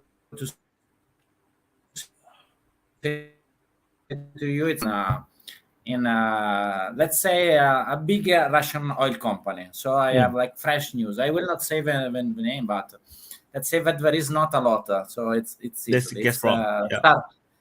No, Gazprom is gas. So it's a subsidy. Let's say one company that it's owned by Rosneft. And they said to me that the cut of the production was because there was a huge cut of asking, especially of refined oil. The actual problem of Russia is export of refined oil, because India and China, they want it, but only crude. So the problem is that the cutting that they have in the internal market, it's affecting the refineries. So it's like less jobs in Russia, and the problems, but it's like it's very the valuable thing. It's like the refined product, not the crude. So the big money is when you sell the final product, not the crude. And the other problems that we are not watching about, it's the big exodus of the Russian people that it's outside Russia. But it's not about the numbers. It could be 1 million, 3 million. It's not important. The big problem is like the type of the people that it's fleeing, that it's not normal people. It's high-end professionals. So what is happening in the internal market of Russia, it's like that they have a huge lack of high professional, IT, petrochemical, physical, people that were working in the multinationals, that if you want in Russia, you need to pay them 3 times, 4 times, 5 times before February. And so it's a huge problem for the internal market. If you talk to the Russian people, not the people of the street, and I super agree with war in Ukraine about the capability of cannibalizing the Russian economy by the Russian government. Something that we are not able to do. The West is weak in this one because we are supporting, but we are not a part in it on boot on ground and blah, blah, blah. But I think that the new generation, as war in Ukraine said, it's not the Soviet generation. So they are able to survive more than us, but not as it was 8 years ago. So it's something that I think that we will see economically in 4 or 5 months. And war in Ukraine said about the reserves, it was about 250 billions, and 300 billions was blocked in the Western banks, and that money is already gone. So it's not a reserve. They can't spend also, because it's in foreign currency, and nobody want to trade with them in the foreign currency. So officially, can't really use. Yeah, they still can't officially, but unofficially, the black market, it's very interesting. So, but I do think though. I do want to add one thing about the oil is that last year they have record profit, but that was because oil and gas was in everybody's panicking. They are all stocking up. So this year the price will drop is because they have overstock. There's a high chance that's the case, and the price is likely to be continue to be pretty. It's not going to rise easily this year, I feel, because everyone was panicking last year. So it's the same thing during the when the pandemic was just lifted. China's export flew up because everybody's backlog started to flow, and then everybody is like worried when will be the next wave, so everybody's buying more stocks. Now, if you look at the Chinese economy, the Chinese export is severely disrupted. They have so many containers at the port that is unused. No, they are struggling to get the sales. Nobody's buying anything because we have already bought everything last year. So that's the problem. So when last year, when they first they already starting to do business and everything, people are buying a lot. Now they're struggling, and this on top of the fact that people are all moving out of China, and it takes time to move out of China, all the production. So the same thing can happen to Russia as well. Like I said, last year they're doing very well. They spend all the money they need to spend, causing the deficit. But of course, this year I feel that they are unlikely to earn as much money as last year. But at this current moment, they are still doing all right. But of course, China was doing all right, before everything go to hell. Before the Chinese New Year, they were doing well. After Chinese New Year, there's no sales at all. So it's very hard to say what is going to come next. Yeah. Let me So put a let me just question. have one thing on this story about the Russian economy, and why maybe we agree on the final outcome with DPA in terms of okay, Russia will continue no matter this whole economic setbacks will not change their sort of result, or at least the top. And because the way the Russian society is, what the top wants, to some extent, they can stretch this rubber band as much further than in the West, let's put it this way. But in terms of what's going on, the damage, essentially Gazprom, which is, Jules, you said it's natural gas, is done, it's dead. So there was Russian economy was two engines, crude oil, natural gas. So half of it is broken, dead. It's, I think, numbers for January or February, I don't remember. They were that they exported to Europe natural gas worth of $1 billion. So I mean, it's nothing, peanuts. What they used to do. So you cannot say that things are sort of okay, money wise, financially. But why are you only talking about Europe? You have to look at global, right? Export. Right, but this is, you need to understand that's okay. Let me explain that part. The natural gas is sort of difficult commodity. It's because of this physical transportation problem, because it's a gas. So exporting it anywhere is super difficult, very costly, takes a lot of time to set up, facility, this LNG stuff. Not everybody's ready to take it. It's not like the market is available and everything. Russia does not have enough of those facilities either. So it's all basically locked. The true outlet for Russia was Europe, these pipelines. And all of that has stopped. They have something, they exported, I believe, 15 or 20 billion cubic meters to China. But China, I mean, China buys it dirty cheap. They squeeze all of the value out of you and leave no profits for you. So that's sells there for $200 per 1,000 cubic meters, which essentially makes Russia is exporting there at close to break even, or the margin is so tiny that it's just to keep everything going and working. So the whole natural gas complex is essentially dead. I mean, it's still there's inertia, it's still moving, but it's the person is dead, but the hair is still growing on the person. And so this is the moment with Gazprom, essentially. With crude oil, I think Russia will never have problem. With crude oil, that's totally different story. Complete opposite of natural gas situation. But for the natural gas, and it's probably, I don't remember numbers, but let's say it's a half. Let's assume it's half. Maybe it's 40%. I don't remember. But it's a huge chunk, and that's gone essentially. Just want to add that point, because you kind of looking at in a very rosy, perspective on Russia, and I'm trying to say, okay, it's not that rosy. It's pretty bad, but they are used to have heavy wounds, and they very tolerable to the pain. That's what I'm trying to say. No, I got a question. No, what is the cost of gas? For example, the U.S. Oil production, because it's all good, is fracking. It's very expensive to do fracking. But how about the Russian gas? What is the cost? Why is it so expensive that No, it's not expensive. Crude oil is dirty cheap there. I mean, talking about Russian gas. it's not terribly expensive either. It's, I would So say, how do you somewhere in define like break-even? 30-40, let's say between $30 to $50 per 1,000 cubic meters, the cost. But the problem is you need to export it. The pipeline to China is huge. The distance is huge, and that's where you lose most of it.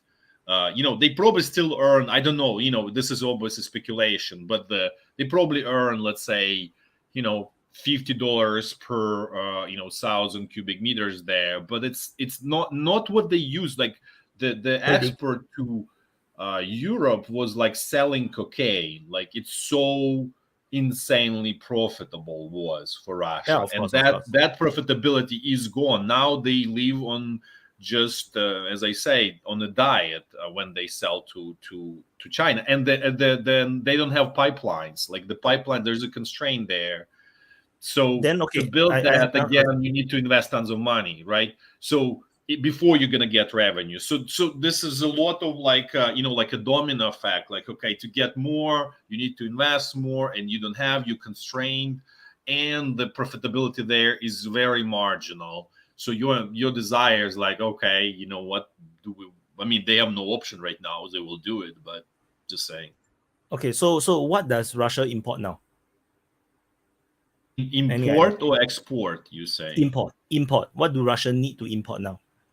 Oh, well, consumer goods and electronics, all of the tech equipment. So it's like as things like as a spare parts for airplanes, they have to ground some of the Boeing and Airbus airplanes because they increase it at higher and higher level. They have in-flight incidents where they have to urgently shut, kind of like ground them because there could be, a catastrophic event there. So everything, like literally, like servers, they don't have servers. There's a problem there. There is problem with the wireless. What? I said that conscription process that they did. It also lost them a lot of those guys who work on the servers. Well, yeah, I don't know. I cannot say for that, but I mean, I would probably assume so. But the problem, it's a hardware. Russia has a lot of software developers, which is also very strong there. I would say probably one of the competitive countries in that way. But it's hardware. This is where the problem of Russia. There's no hardware.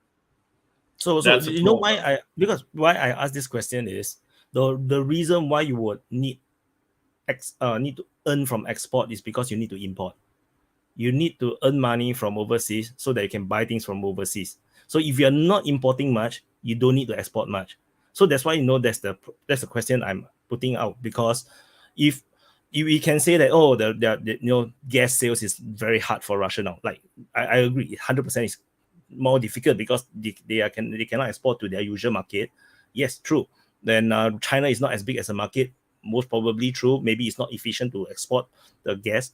But if they're not importing much, and if they're importing from China, which is everything is cheaper alternative to the European version, then they don't really make any difference in terms of their economy. They're not going to suffer in that sense. But of course, like I said, I don't know what they import, how much they import, how expensive is the import, as versus the amount of money they're earning from export, which is why last year they have the record surplus. Well, remember, it's not just the expense; it's also the sanctions that are placed upon them as well.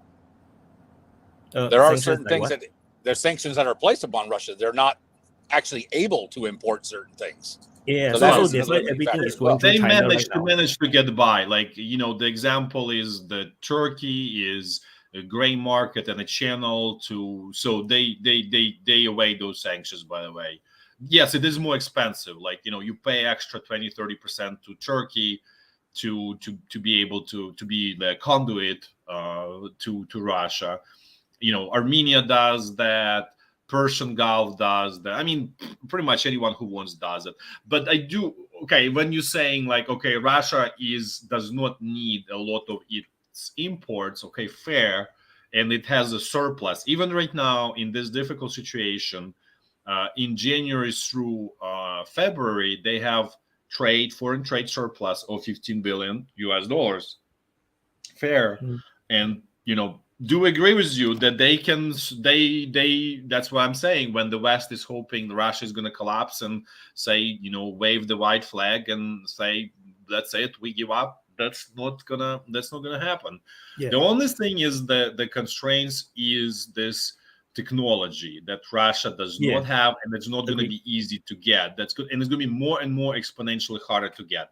That's only the biggest question. Otherwise, they will not die. I mean, but even look at this, seeds, for crops, they are being imported from Europe because they are much more productive. Even, for example, things like cows and all of this animals, they are largely being imported from Europe because, again, they're much more productive.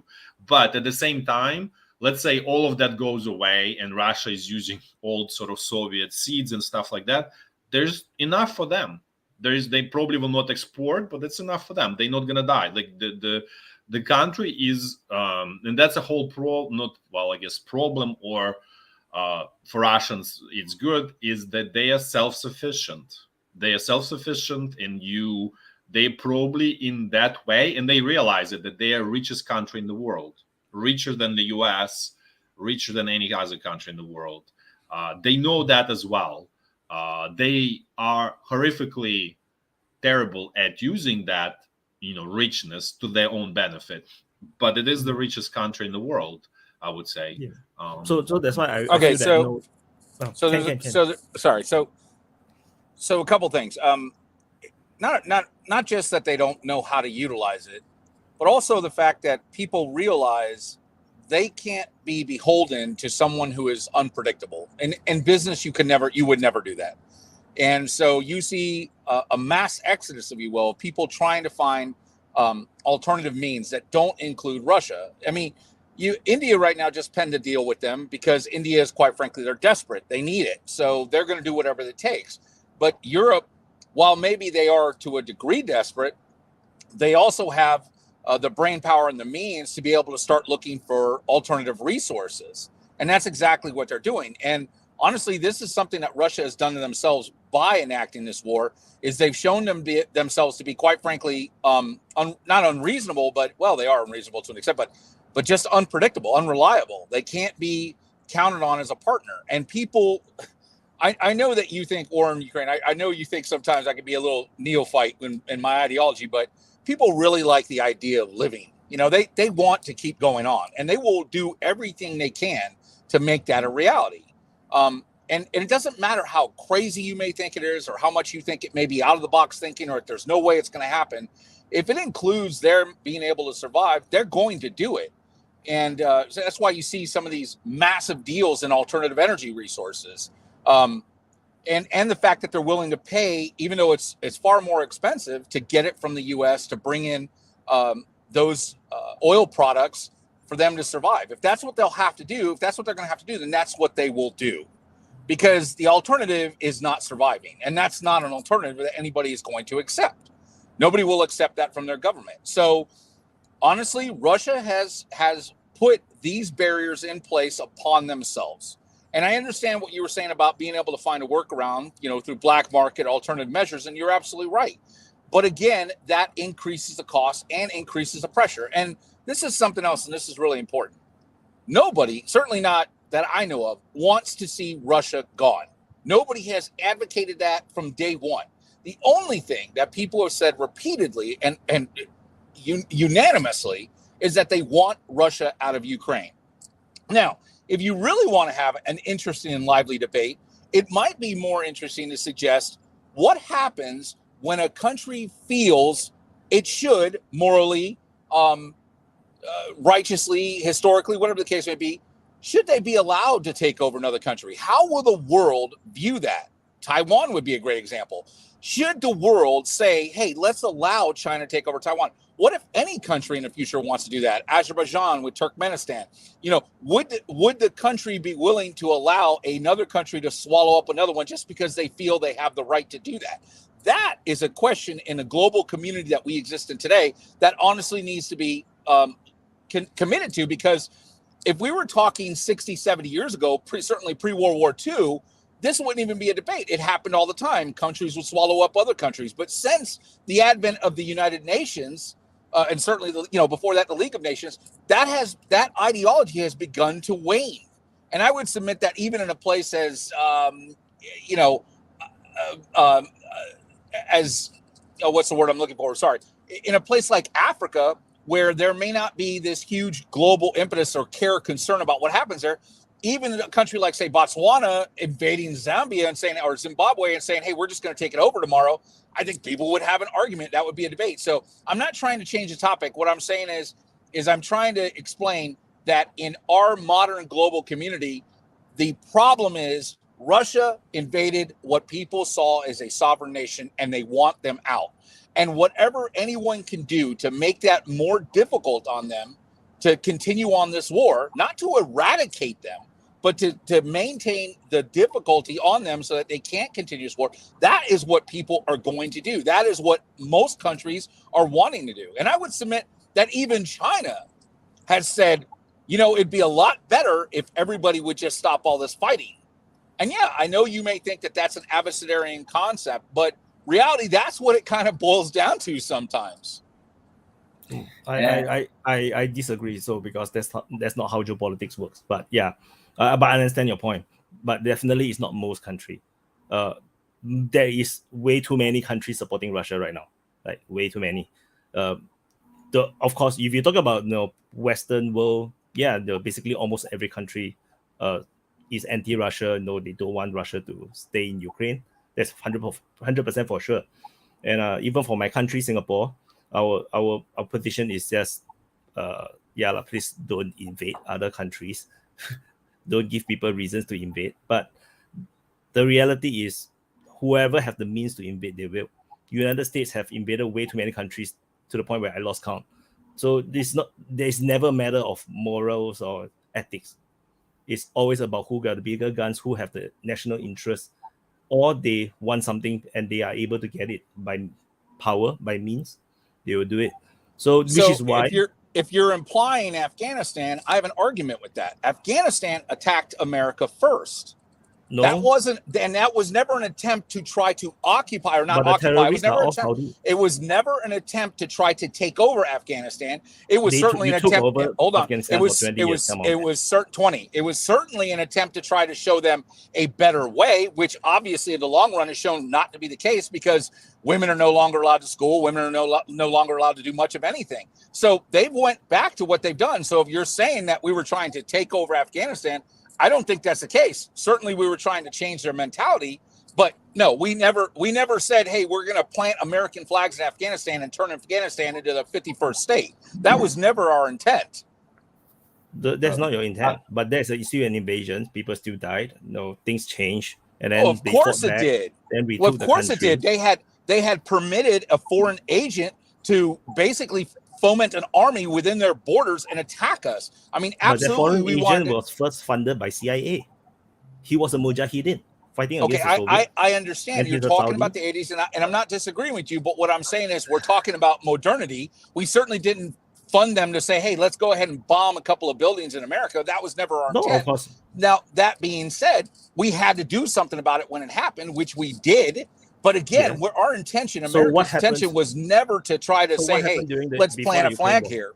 No. I would just, can I interject and kind of like sort of put the sort of maybe not the piece, but like just want to say is that I think, Ken, you are too presumptive about what the world thinks of the West. And I wanna just tell you, listen to what Yat is saying, because that's actually what the majority, population-wise, of the world thinks of the West, and in particular of the U.S. And so, you thinking that mentality of invading and destroying is gone. It's gone maybe in the West, but it's not gone in the rest of the world. And the rest of the world is gaining economic power, and that's who's going to be in.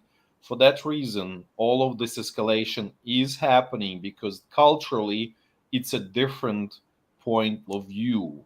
It's not about the morals, and I do agree that it should be ideal that nobody invades everyone, and I totally agree with that. the West was able to uphold that to extent. Also, I do agree there were tons of mistakes made in the process, since let's say, late 90s by the West, but the ability to uphold that situation is diminishing because the West is losing its economic power, or was losing. Right now, we're in a situation when everybody is losing that, like economically. Like West is losing, China is losing, Russia is losing. We really going into, it really reminds me 30s, where everybody was in a free fall, and there were a lot of all of these totalitarians coming up everywhere, and the result you have the World War II. But in a way, this is what's happening right now. But I really tell you that the world is I'm not saying the world, but I'm saying the countries like China, the countries like India, the countries like Brazil, South Africa, they have very different view than the West, and culturally, and where they want everything to be going. And so this is, in a way, this is a cultural war in the world. But it's fought by the on the battlefield. But I would say don't be so presumptuous about how the world is thinking. I'm not saying that I agree with what it is. I'm just like telling you the facts. Like, how to say, in a simple way, get real about the world. So I No, just no, want I to- understand. I understand.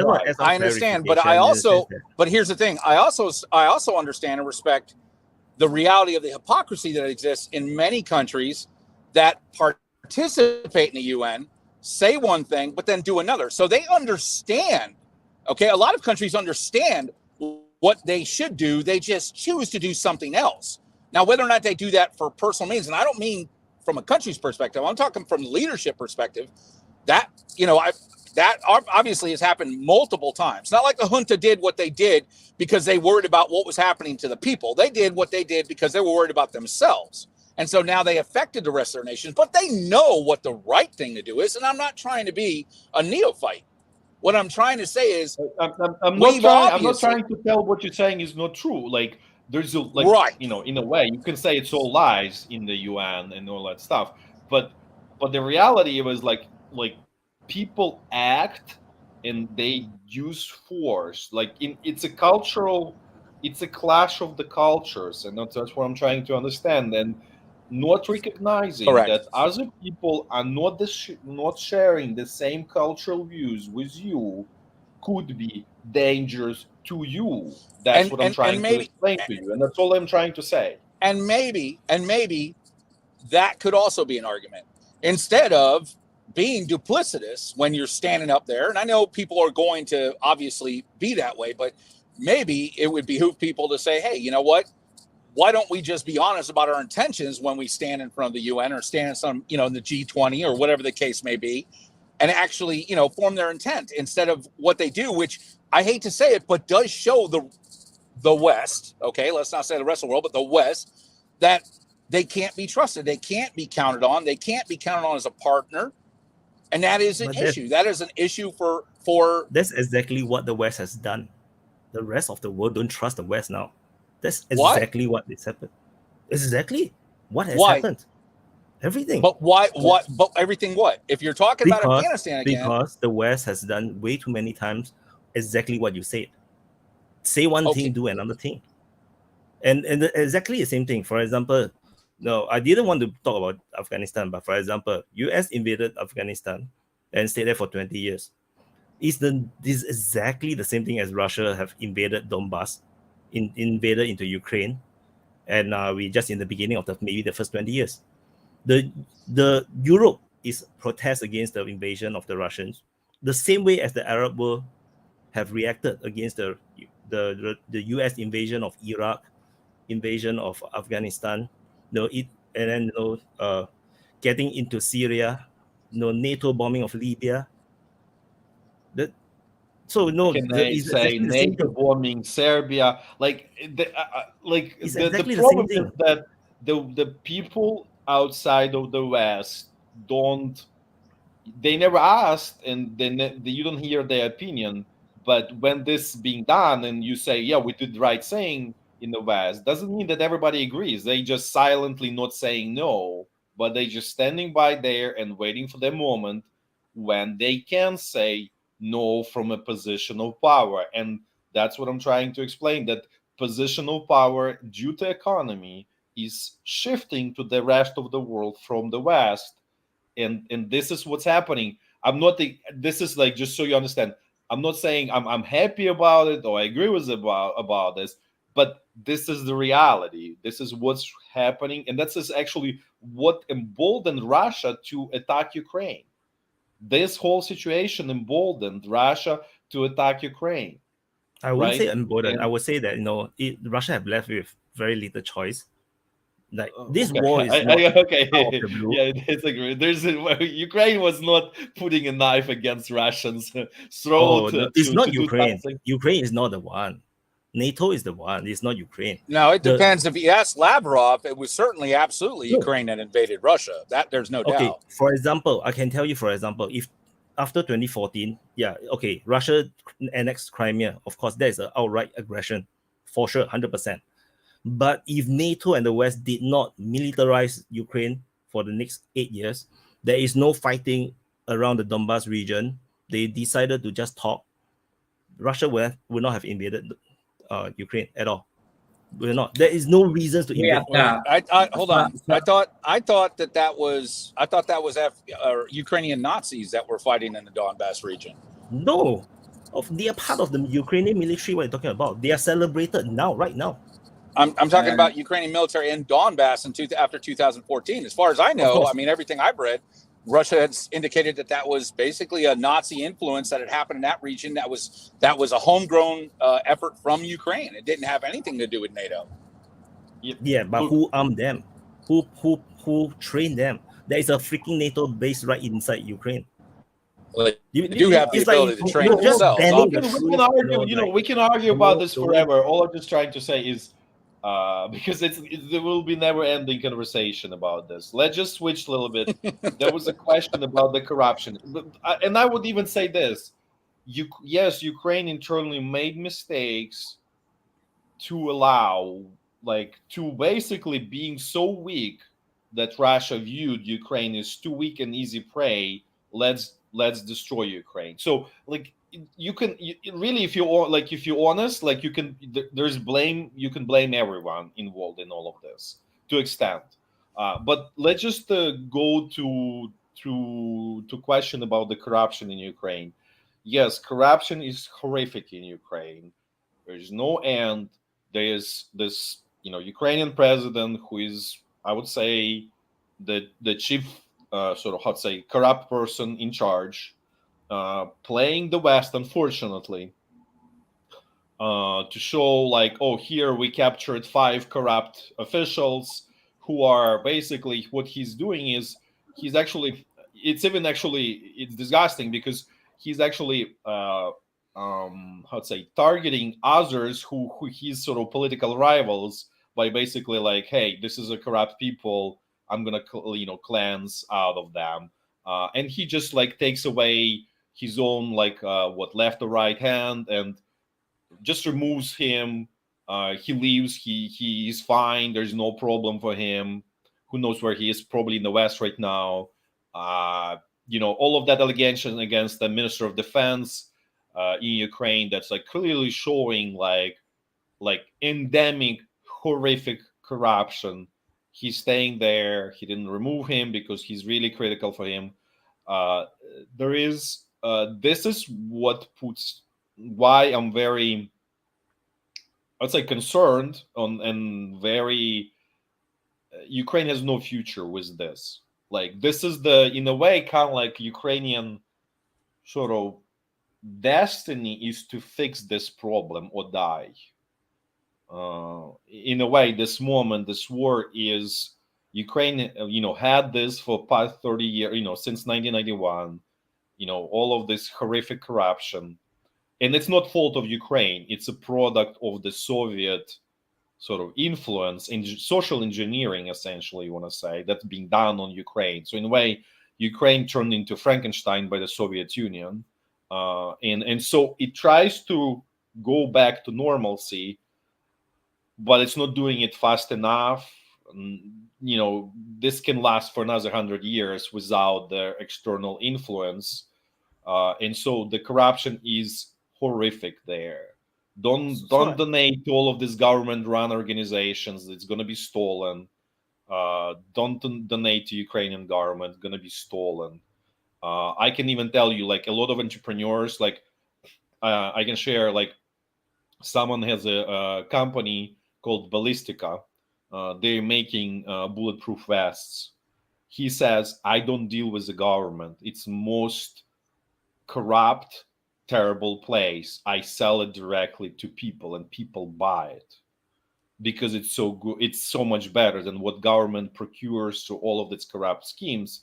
So in a way, there's, free market always wins.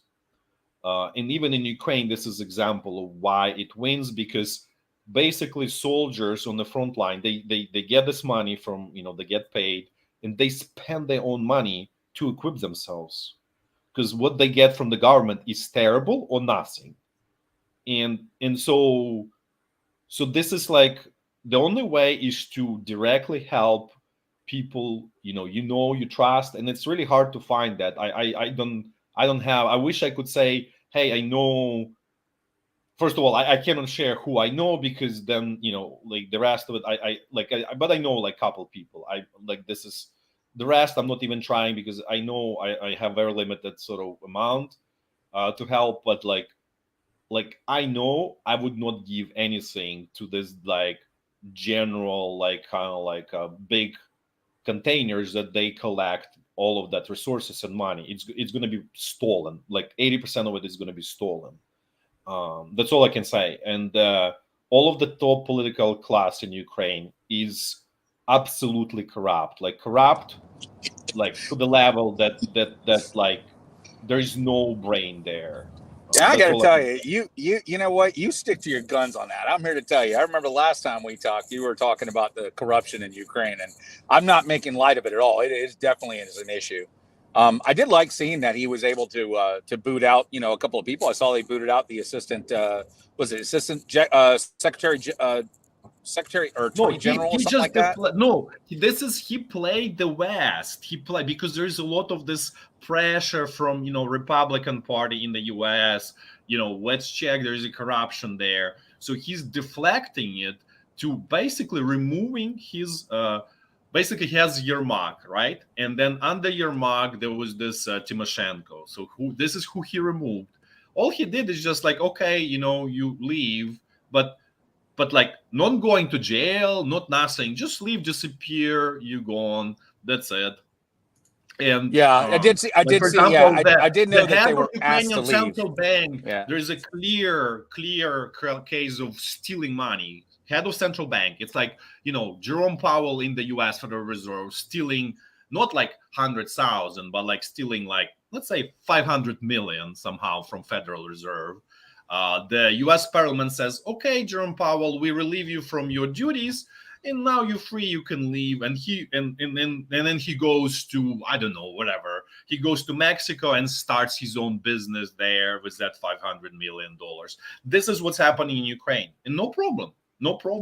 This happened in October. Like, this is just what I am like, sort of, I don't even, how to say, spend time to pick on these specific cases, because it's everywhere. There's no even, there's like a, like the cancer patient with the, stage, whatever the last stage, 4, 3, whatever. Stage 4, yes. There's stage no 4. healthy tissue there. So I don't even want to like waste time. It's so bad that like it's terrible. Like this is the threat. This is higher threat to Ukrainian survival than Russia. Yeah, you give no quarter whatsoever. Yeah.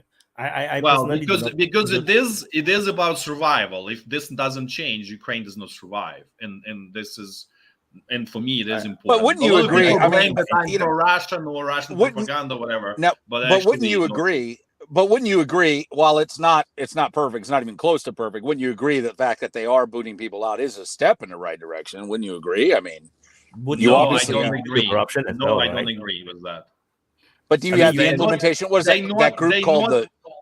You have the NUBU. What's it called? The NUBU, the NUBO, or something like that. No, the so Naboo? this was the only one that was controlled by the West and was not under his control. And that's who made this allegation against this head of central bank and all others. Now he actually managed to actually, how to say, bureaucratically put his person in charge of it. So that's gone as well. So he really has full control. He also has very dictatorship-like leanings. So he's clamping on the freedom of speech there. So he's doing a lot of things to kind of like tighten the screws, and in a way behavior similar to Putin, no difference. Like people tolerate because there's a war right now, but what he does, he controls the one of the TV channels that's like sort of, and channels government money there, which essentially like propagandizes him and everything they do. So there is a lot of and then there's another one. So in Ukraine, they created basically software that tracks pretty much everyone, similar actually to Russia. Russia did it like a month ago, where they track everyone, where you go, which websites you go, and if you go to on the list of the websites that are deemed sort of bad, you're getting on the list. And what happens that this has just started about like a week ago, 2 weeks ago. So it's a totalitarian, like he's trying to build a totalitarian state. And that's why I'm saying he's dangerous for Ukraine. It's not him, it's the whole crew. He's not alone. The same as Russian president is not alone.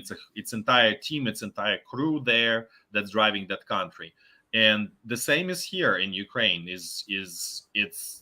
He is danger for Ukraine. Let's put it this way, for democratic future of Ukraine. Let me put like the last question just to close, because we are over 2 hours and we thought to do it in 1 hour, but it was very interesting chatting with all of you. So thanks to all the public that stayed to us. I already put it in the chat. Remember to subscribe to all the channels of our speakers, because they made incredible job on their channels. So DPA, Defense Politics Asia, DPA have also a lot of other channels, DPA panels, very interesting. Go to your channel. Newsforthought is on TikTok and on Facebook, so you can find him. War in Ukraine, it's WYO War in Ukraine channel. This is exactly as my nickname, WIU, the same. That's okay. Exactly the three letters. We only say because WIU. Why? Because the if you search war in Ukraine, there is a lot of things on YouTube, so it must be very specific. And for the people who like this channel, there is Mazzarino Geopolitics and co-hosted with a New World Econ Ian.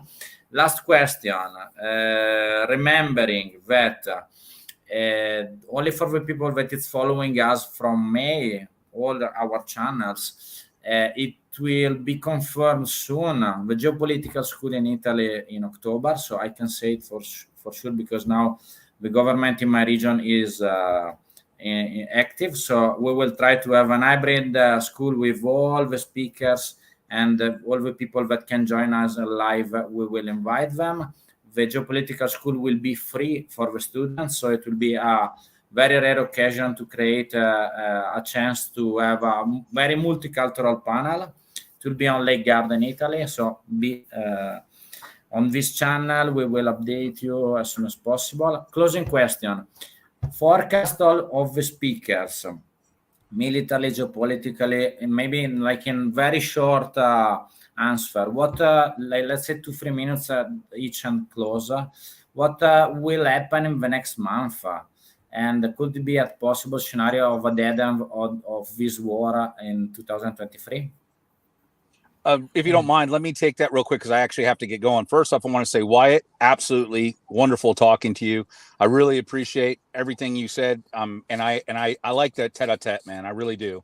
I don't want to have everybody have my opinion, because that's that typical American ideology, right?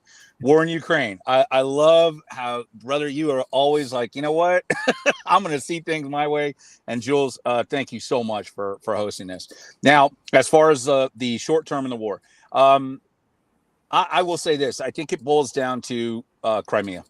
I think in the next 2 months, I think there's going to be obviously a counteroffensive. I think at some point in time, what will happen is Russia will realize that this is going to become an untenable situation for them, and there will be a choice whether or not to sacrifice those four oblasts, that they've annexed in for sake of Crimea, and whether or not there'll be Western pressure, NATO pressure. Let's get it right: NATO pressure and EU pressure on Ukraine to say, "Hey, look, if you get those oblasts back, you have to give up Crimea." Whether or not that will be put on the table. Honestly, I think that's what will end up happening, and I'm not sure how that's going to go. That's the one question mark I have. DPA. Oh, okay. So the next few months is going to be pretty much like the last few months. I don't think there will be much changes. I mean, the Ukrainians will definitely try to do some kind of offensive, but of course, because they're going to get all these Bradleys and those new tanks, but the tanks are not coming in bulk.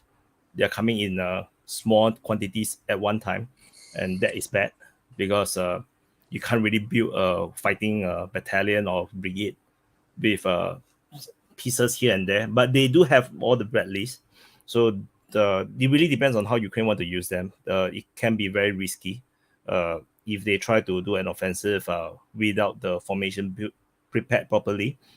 But I got a feeling that the Ukrainians, given their trend, the way how they operate, they will just go ahead and do an offensive, and then it will looks a lot like the Kherson offensive before the Russians decide to withdraw. So maybe they can have a little bit of breakthrough, and then they got stuck. Yeah, and then but this time around the Russians will not withdraw because the Russians have troops now. But a few months is actually too short a time. If you look at the 3 months ago, the front line where is the front line? It's barely 2-3 kilometers. So yeah, it's not going to be groundbreaking changes unless what Prigozhin, the boss of the Wagner group, say is true, that if Bakhmut falls, then the real Russian military will appear. Then we shall see, what is the real Russian military actually looks like. We're in Ukraine. So I just want to say the same thing. The meat grinder will continue. And I would say 2 months or so, whatever we were saying, is too short of the period for this war. I don't see any changes in 2 months, as even 3 months. There is a chance. I don't see this Ukrainian offensive as sort of true real something, because just Ukraine doesn't get enough of the weapons to get strong technological advantage over Russia. And at the same time, I told you, I think I mentioned yesterday, Russia is basically assembling another, call it army, or the fresh troops of 400,000. So you can sort of, there could be sort of meeting engagement that results in nothing. It's just another big meat grinder. I think the will of the both parties to continue will not change. The only thing that what can stop this is you don't have resources. You drop that because you're out of ammunition, or you're out of soldiers, or you're out of equipment, and that is unknown who's gonna sort of don't have access to that first, giving everything that looks like Russia will not have a problem with that. But I said this many times, nothing is predetermined. Ukraine has a fighting chance, but that's why I'm so concerned about the Ukrainian top, because they reduce Ukrainian fighting chance every day with their actions, and this is where the problem is from my perspective. So thank you so much, War in Ukraine, DPA, News for Top, Ian, New World Econ, and with Dr. Satoru Nagao. I hope that you enjoyed the stream. I enjoyed so much, so I hope that you also. Thanks to all the speakers that dedicated their time, and stay 1 second at the end. And I repeat to you, all the links, all the speakers in the description of the video. Please subscribe, and see you on the next one. Ciao. Subscribe. Bye bye. Bye. Yeah. Nice.